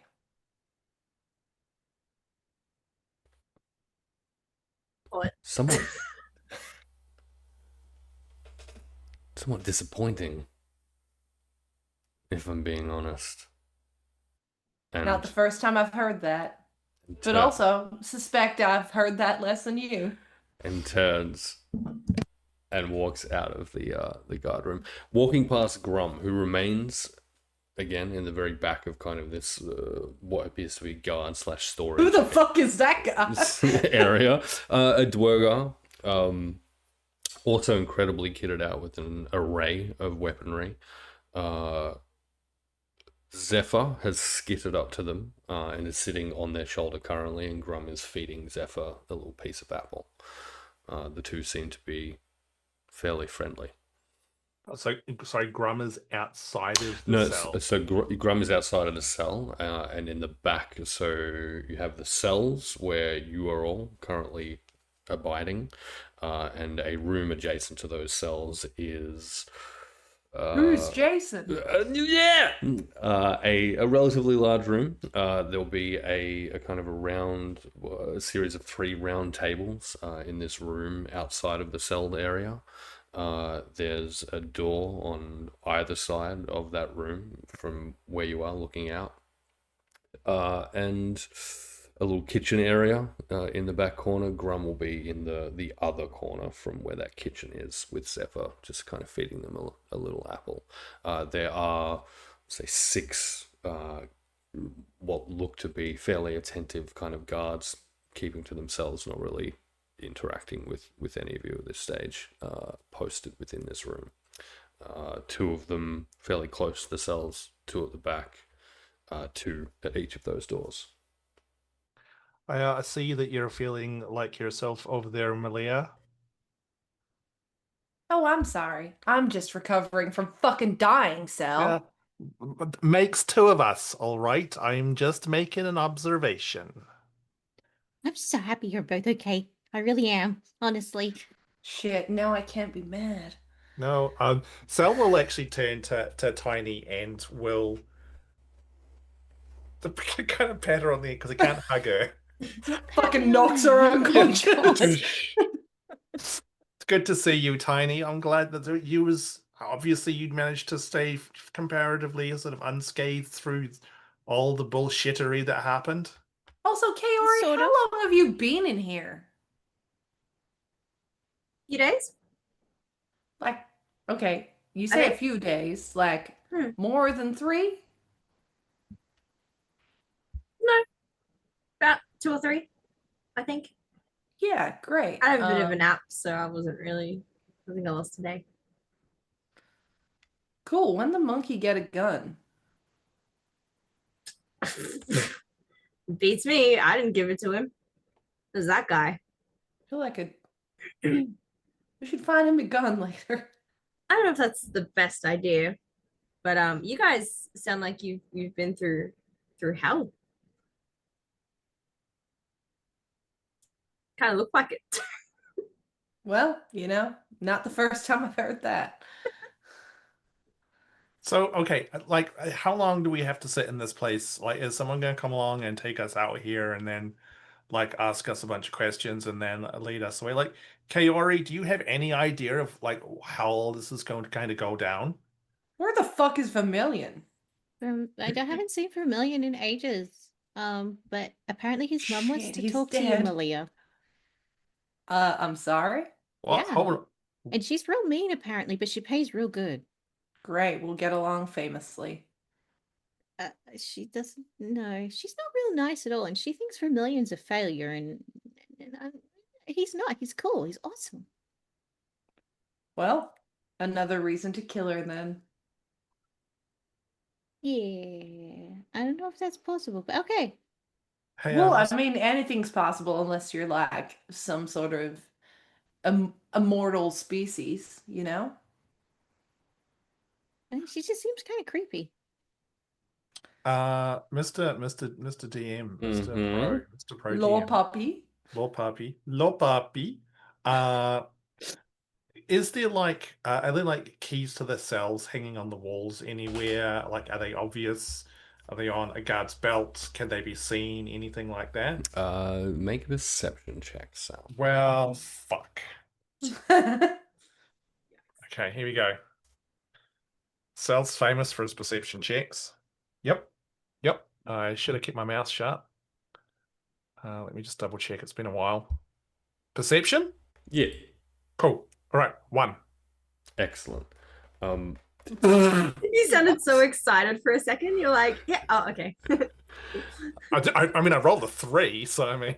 I feel like you attempt like a scan of the room beyond these cells, and kind of have this moment of your vision actually swimming, and hear just that word power again resounding incredibly painfully now in your head briefly.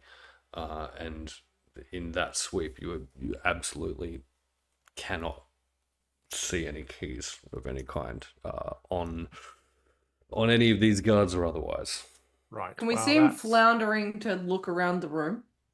You're in the cell next to Sal and Tiny Wing, so you will see him kind of swim a Does little he bit. look like old man squinting, like sort of thing? It's not fucking old. I know, but it's funny to say sometimes. He doesn't look. You make a perception check. At him or at the room? Yeah. At him.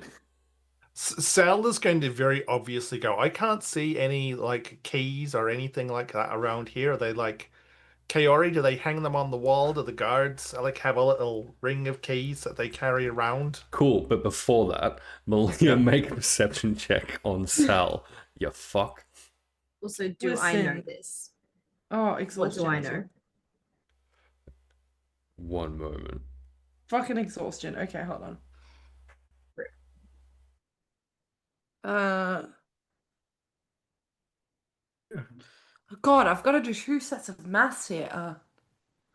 We only need to do the lowest, technically. It's not disadvantage. It's -4. Okay. I can't see the legacy definitions. This is the only definition I have. It's a Ooh. disadvantage. I thought great. it was Easy. disadvantage, yeah. That's fine because that's the same, if not one better. At disadvantage, that's a 19. Whoa. You absolutely clock Sal looking around as though he's looking for something, not squinting. And also that he flails. It looks for a minute like he's absolutely about to pass out again, but then he collects himself. Kaori, I think you'd asked. You've spent enough time in this place at this stage that I think that you're aware that 2 of the guards, the 2 on the doors, kind of in the middle of the room adjacent to the cells, both have sets of keys. You have also seen a 3rd guard enter the room, and as far as you're aware, they're the only ones who've used keys to open these doors at this stage. And they're not in the room? Not currently. Grom Okay. was given the keys by that guard, so they come into the room. Grom grabbed those keys to put Tiny Wing into Sal's cage, for example, and then gave them back to that guard who has since exited. Right. If obviously we're talking, can the guards hear us? Like the 2 that are in the room? That's The six that are in the room. Oh, 6? Wow, my maths is so bad. Yeah, My bad. Yep. They can? they can. Okay. Well, you So it's you assume they can. It's a small enough room, and they are in close enough proximity that you assume that they can hear. Yeah. Yeah, and in like the time that I've been there, obviously with like shift swapping and all that sort of stuff, is there 6 at all times? There are 6 at all times. Okay. Right. Sorry, Sal, what was your question? What's around the room? What's Just whether or not Keys, there was like where? any, like Keys. who had the keys? Like, have you seen guards with keys? Like, what's the key deal? Yeah, I've seen a few sets of keys. It's obviously she's like real apprehensive because she doesn't really want to go like shouting what she's observed, I guess. Because she would probably be more like playing dumb in front of the guards quite a lot too. So yeah, she just probably try and I don't know, give you like some sort of like knowing look that I'm not sure if you would pick up on, like if you've known her long enough to pick up on it or not, but she would just be like, oh yeah, look, like I've seen like, you know, a few guards have some keys, I guess, like the ones that open and close the doors, but I'm not really like, I haven't really paid much attention, I guess. Oh. Sal's got the inside of a turnip, so he would not pick He's up got like the fucking fucking- anything The that Amazing. Kaori is putting down. The other 2 of you, if you like, can roll an insight check.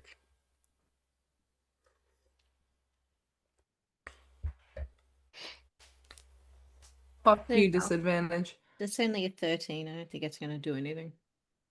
And Tiny Wing, you get the sense that Kaori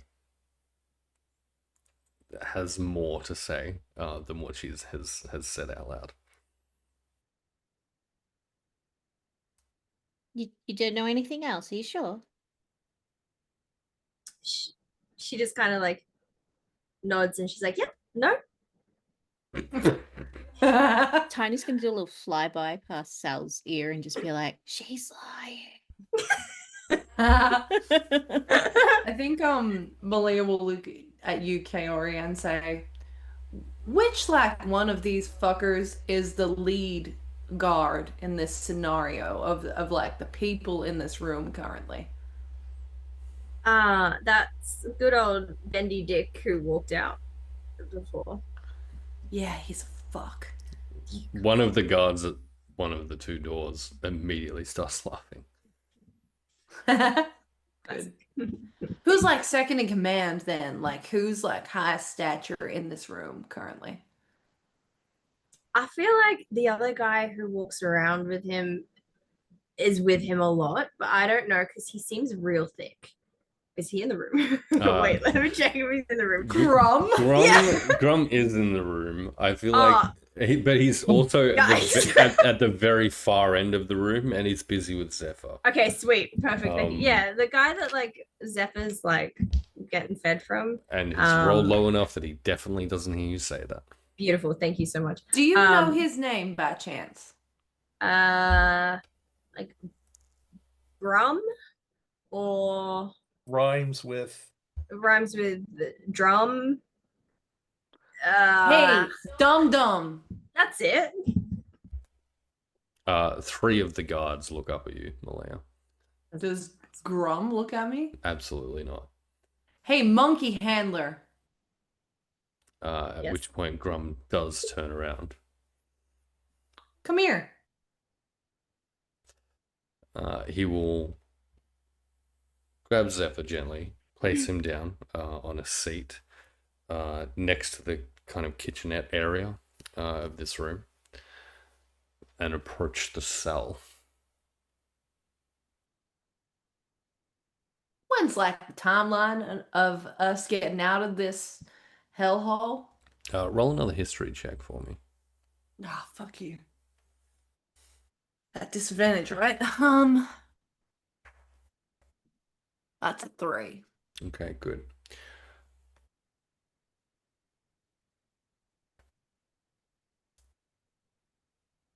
If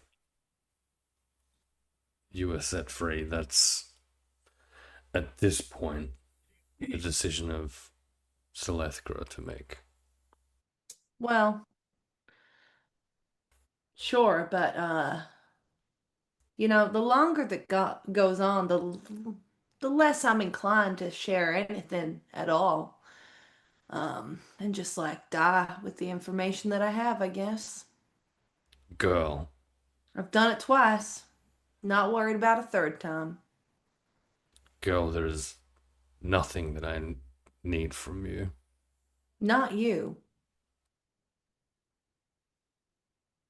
Ah, Traymont's obsession. Someone's. So I'm sorry, just to interrupt ever so slightly. We're just going to get asked some questions and then we'll be let go. Is that right? Terms will be discussed, I'm sure. Well, Hey, you know, Reese. I'm like less inclined to agree to any terms the longer that ticks on in this cell. I'm sorry, what gave you the impression you were able to dictate terms right now? Well, you know, the value of my life, I guess. If there's this obsession, it'd be really difficult to answer anything if I, you know, died again. He'll turn to Tiny Wing. Does this one always have such a high opinion of her own value? Oh, it's not an opinion of my own value. It's the opinion of the value of things I apparently have to say.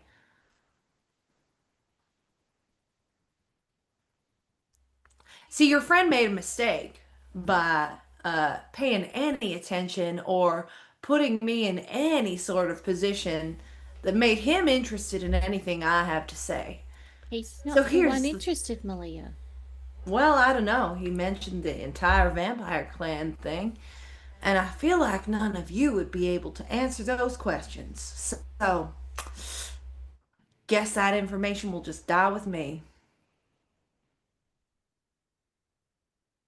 What a shame. Kaori's gonna also pipe in and be like, if they're like getting out, can I go with them? Because like I know them. And like I might know some stuff too. Just saying. Just And Cell will pipe up then as well and go, look, ultimately we can just leave whenever we want to anyway. So I mean, maybe we should just be like polite about how we have these conversations. yeah, and then take me with you, because For sure, she's with You're us. coming with us. Don't Yeah. stress. Grum will kind of stifle a laugh, and to Kaori, you will be fetching a very fine price from Valkessa. Oh, does she fetch more than Willet? Because we had a big discussion about this earlier. Not by any means, no. Oh, okay. All I'm saying is I've seen what's on the other side now, and I guess I'm not that scared. So, we can either do this or I can just starve myself or something. Mr. DM, I would like to try and do something if I may, please. You may attempt to do whatever you like. So how is the cage door secured? Is it just like a regular little like key lock mechanism? Is it a bolt? To the eye, it appears to be there's absolutely a lock mechanism attached to this cage. All right. Sal will just reach out and put his hand on it, unaware of the effect that this other stuff's happened to other people because he hasn't seen it. Mm-hmm. Oh, touch it! Oh my god. And I'm going to use decay. Ooh. So decay is I rapidly advance the age of an object with my mind, causing it to turn to dust. Excellent. Now I don't know if this will work because this thing has been enchanted. It does cost me a strain. I can also do damage to constructs using this, which are magical, if that contextualizes things for you. No, I think we'll absolutely go with this. I think the fourth cage that has been set up kind of mid-bar, I don't think will recognize Sal's talent, right? It's not a spell. So I think you'll successfully be able to attempt to apply your talent to the lock. So the intent is that he's literally just going to disintegrate the lock and then push the door open and just walk out whilst conversing with basically just going, look, I'm just showing you that at any time we can just leave whenever we want to. So like this just makes the whole keeping us locked up here seem a little bit pointless. Okay. We're not going to run away. We're happy to have a conversation, but I'm just saying when you're talking about negotiations and stuff, really, we are kind of on a little bit of an even footing here. Okay. I'm sure Sal has that entire conversation planned out in his mind. The way 100%. the way that it plays out is Yeah. you will successfully turn this lock to dust. Take a strain. This is a thing that can result in your brain actually exploding, yes? So I feel like we need to wait for the result.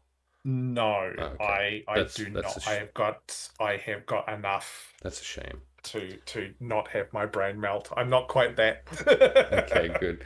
The physical lock turns to dust.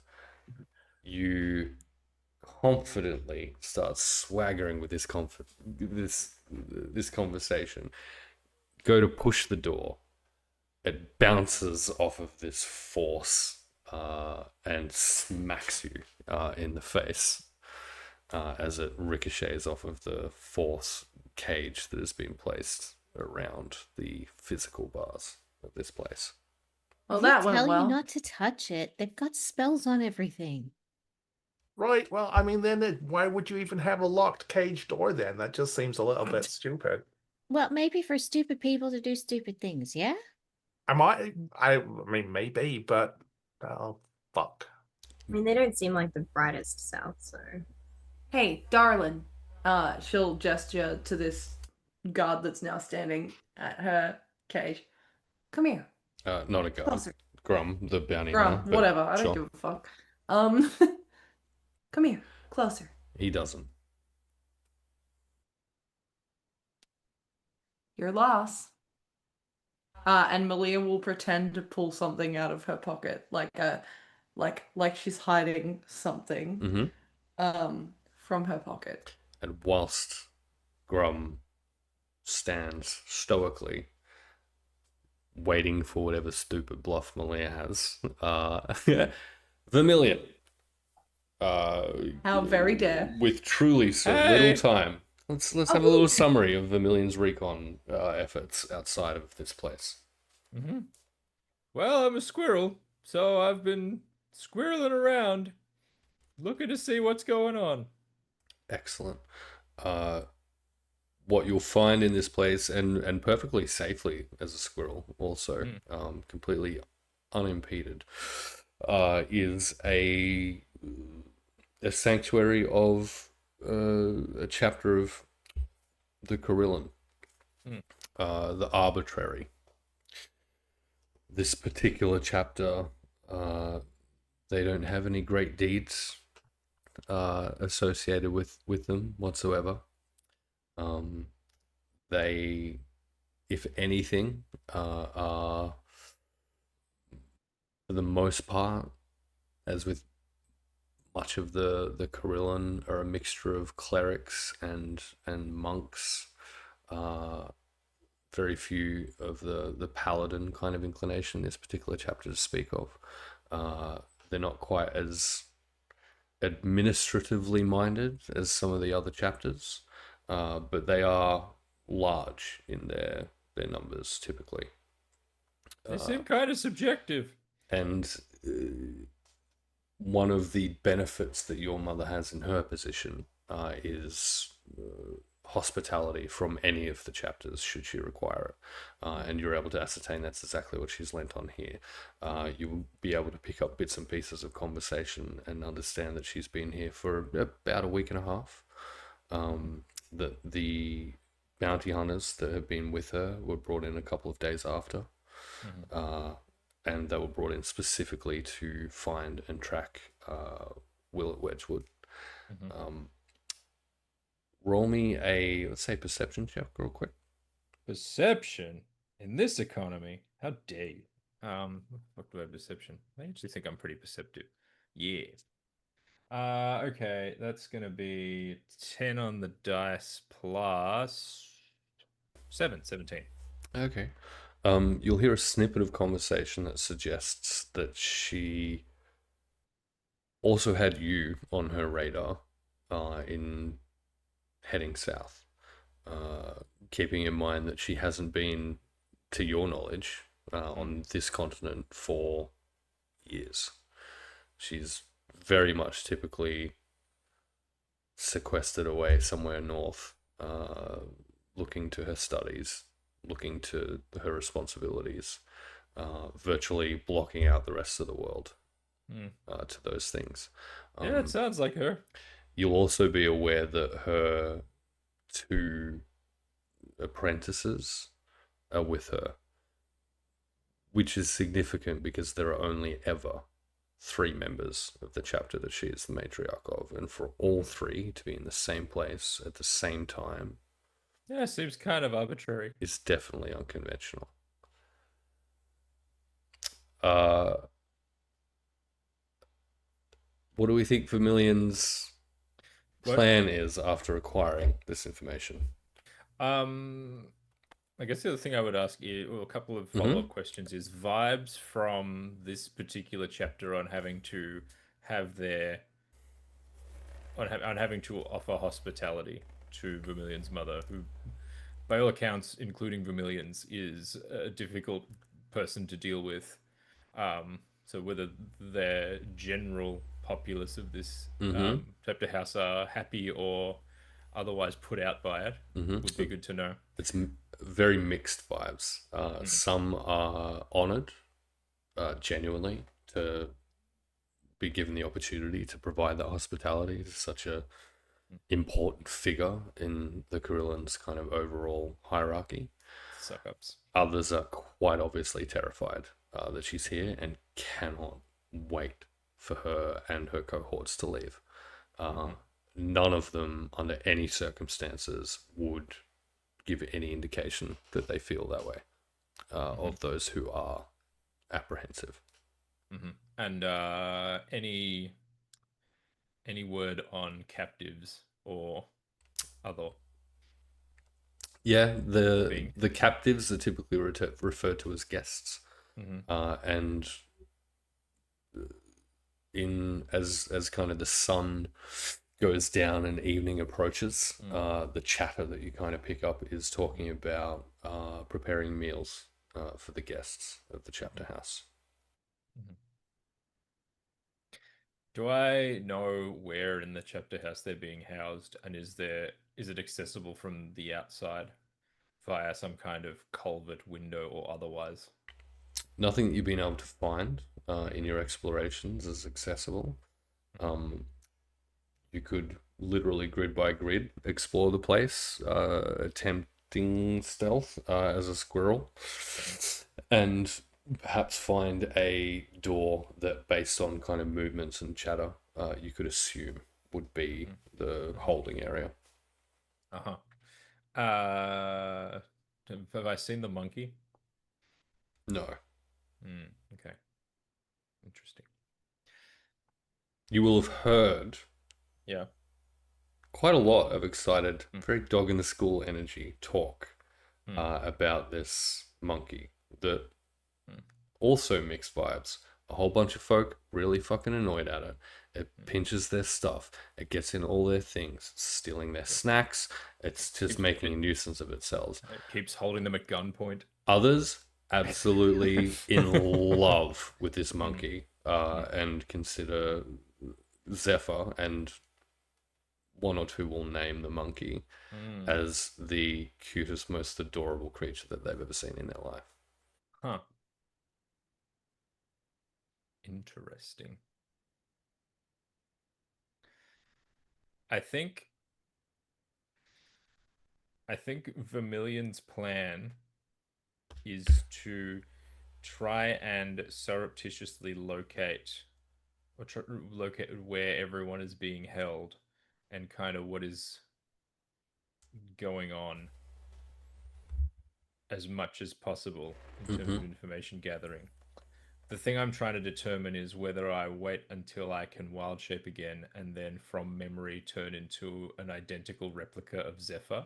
And use that as a means to kind of move around somewhat not undetected, but within notice that it's like, oh yeah, it's that monkey again, and just hope I don't end up accidentally crossing paths with the actual Zephyr, in which case there are now two monkeys and someone's going to have to explain that.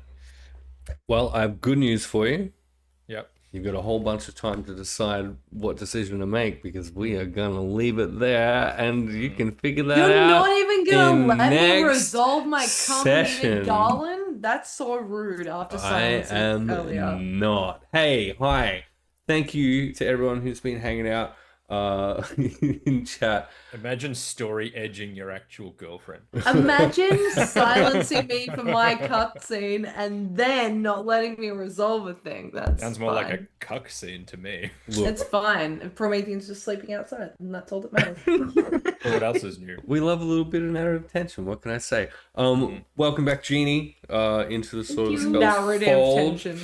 Very fun to have you back. I'm looking forward to see what Kaori does. real quick, we can do outros and let me know if you had a moment of the session that you enjoyed more than others.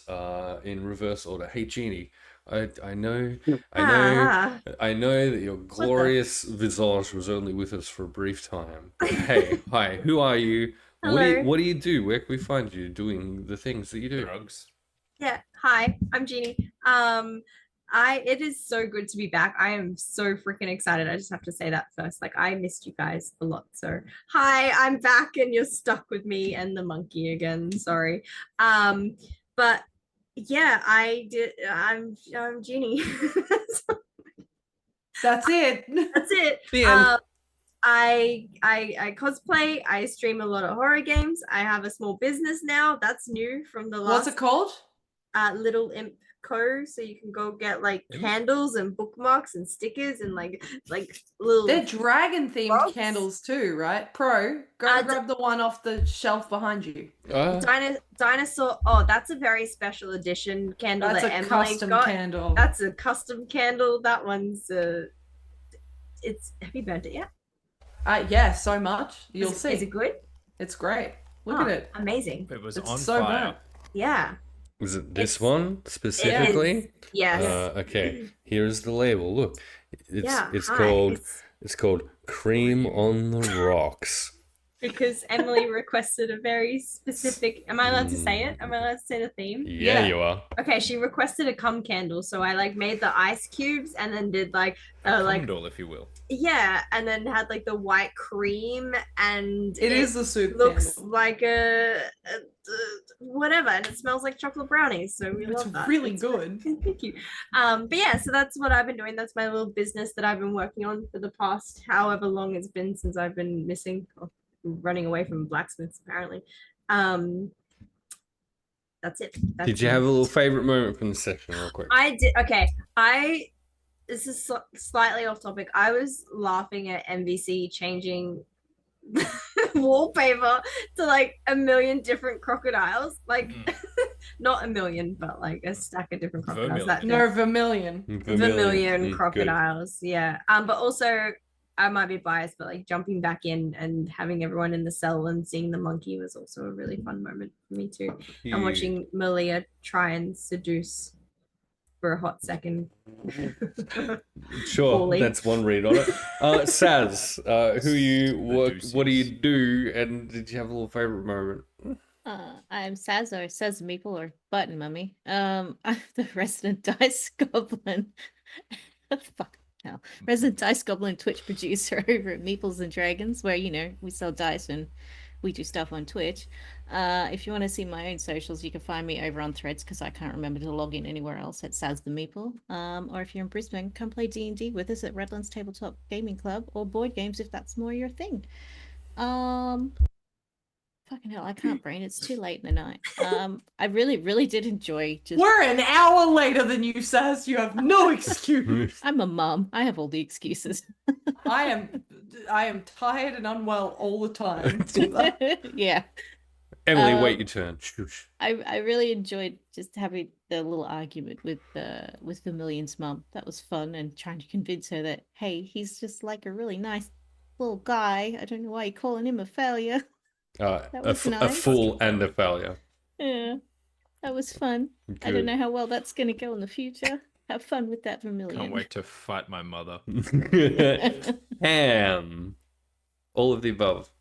It's me. Hey, I'm Ham. You'll find me here. You find me at Meeples and Dragons running Radiant Shadows over there. You see me playing in Pangs and Fangs, doing stuff. Favorite parts, it's Tiny Wing getting a chance to actually try and have a coherent conversation and convince She someone doesn't of do that. something with all of her wonderful naivete that goes along with the character. It's a beautiful thing. It's always nice seeing Tiny get a chance to get up and say some stuff. Absolutely agree. Ash obviously is not with us this evening. However, you can find Ash at Ash Makes Props on Instagram, and you should because she makes cool shit. Emily.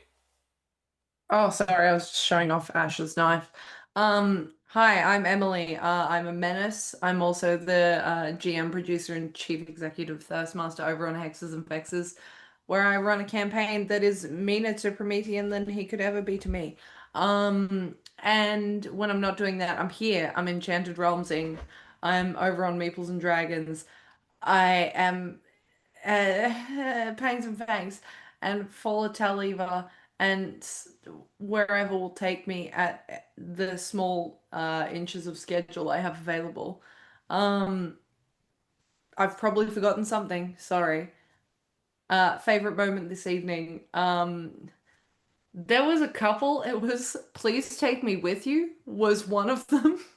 It was the persistence of like, I'm with them. Can I leave, please? As if we had, I would like to not be in prison now, says yeah, Kaori. as if we had any control over our story. The entire Tiny Wing cart scene was just like watching someone be so wholesome, but also at the same time, it felt like you were kind of digging us a hole, but in a fine way. But it was great. And then also Wet Owl was fun. Excellent. Yeah. And speaking of wet owls, NBCDM. Hi. I'm everyone's favorite wild shaping weirdo Vermilion. Currently Squirrelian. Let's go with that. No, you're monkey. Not yet. Not haven't, yet. haven't pulled the pin on that one yet. Haven't pulled the trigger. Shut up. But related, my favorite moment this evening was Gun Monkey. And the soon to be returned Gun Monkey. Because we'll steal a gun for the monkey. Anyway. Other than that, I am NBCDM. You can find me here sometimes. You can find me there sometimes. Or you can, I don't know, find me in your ceiling chewing on your rafters. Or on That's what social that media is. that I may or may not use at that NBCDM. Cool. Hey, hi, I'm Promethean. There's zero in it. Find me there. Is that for zero respect for your players? I guess we'll find out. Find me there. I do lots of things, but there's no time because we've gone over. So listen, the one thing that you need What's to know. your favorite moment though? Shh. The one thing that Once you need again. to know is that there are literally only a number of hours left to apply for Fuckbard Island if you'd like to do that. So please do find either the Hexes and Vexes or Lorites channels on socials, things on socials to check how you can do that if you'd like to. Also, my favorite moment was revealing Genie and Genie's existence, which was just super fun. It was and very unpredictable. I enjoyed it a lot. I also... The Gun Monkey was cool. Right? All right, we're rating Brittany. Fen. Slay. Yeah. Wow, don't sound so Um, disappointed. No, I also absolutely enjoyed Tiny Wing, actually. Just having a super casual and chill chat with one of these bounty hunters in the car while everyone was unconscious. They're making lots of money, man. Yeah, Mm. it's a good Yeah, business. if only I could leave this prison and make more money. If you're good enough to pull in the big names, then you make the big cash.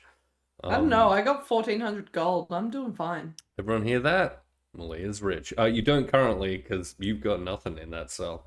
You've been You don't know. stripped of all your possessions. Hey, we're rating Brit. It's a very different vibe, but she's playing with Wayward Cine, I believe. So go say hi to the both of them. Be cool. Residing Look in after evil. yourself. And we shall see you when next we convene for Sword of the Skulls. Good night. Go dry your owls. End the stream, I need to pee. I'm so glad I haven't ended the stream yet, and that will be in the thing. Would you like to say anything else compromising before I officially click the I button? also have to pee. Let's go. Okay, go. I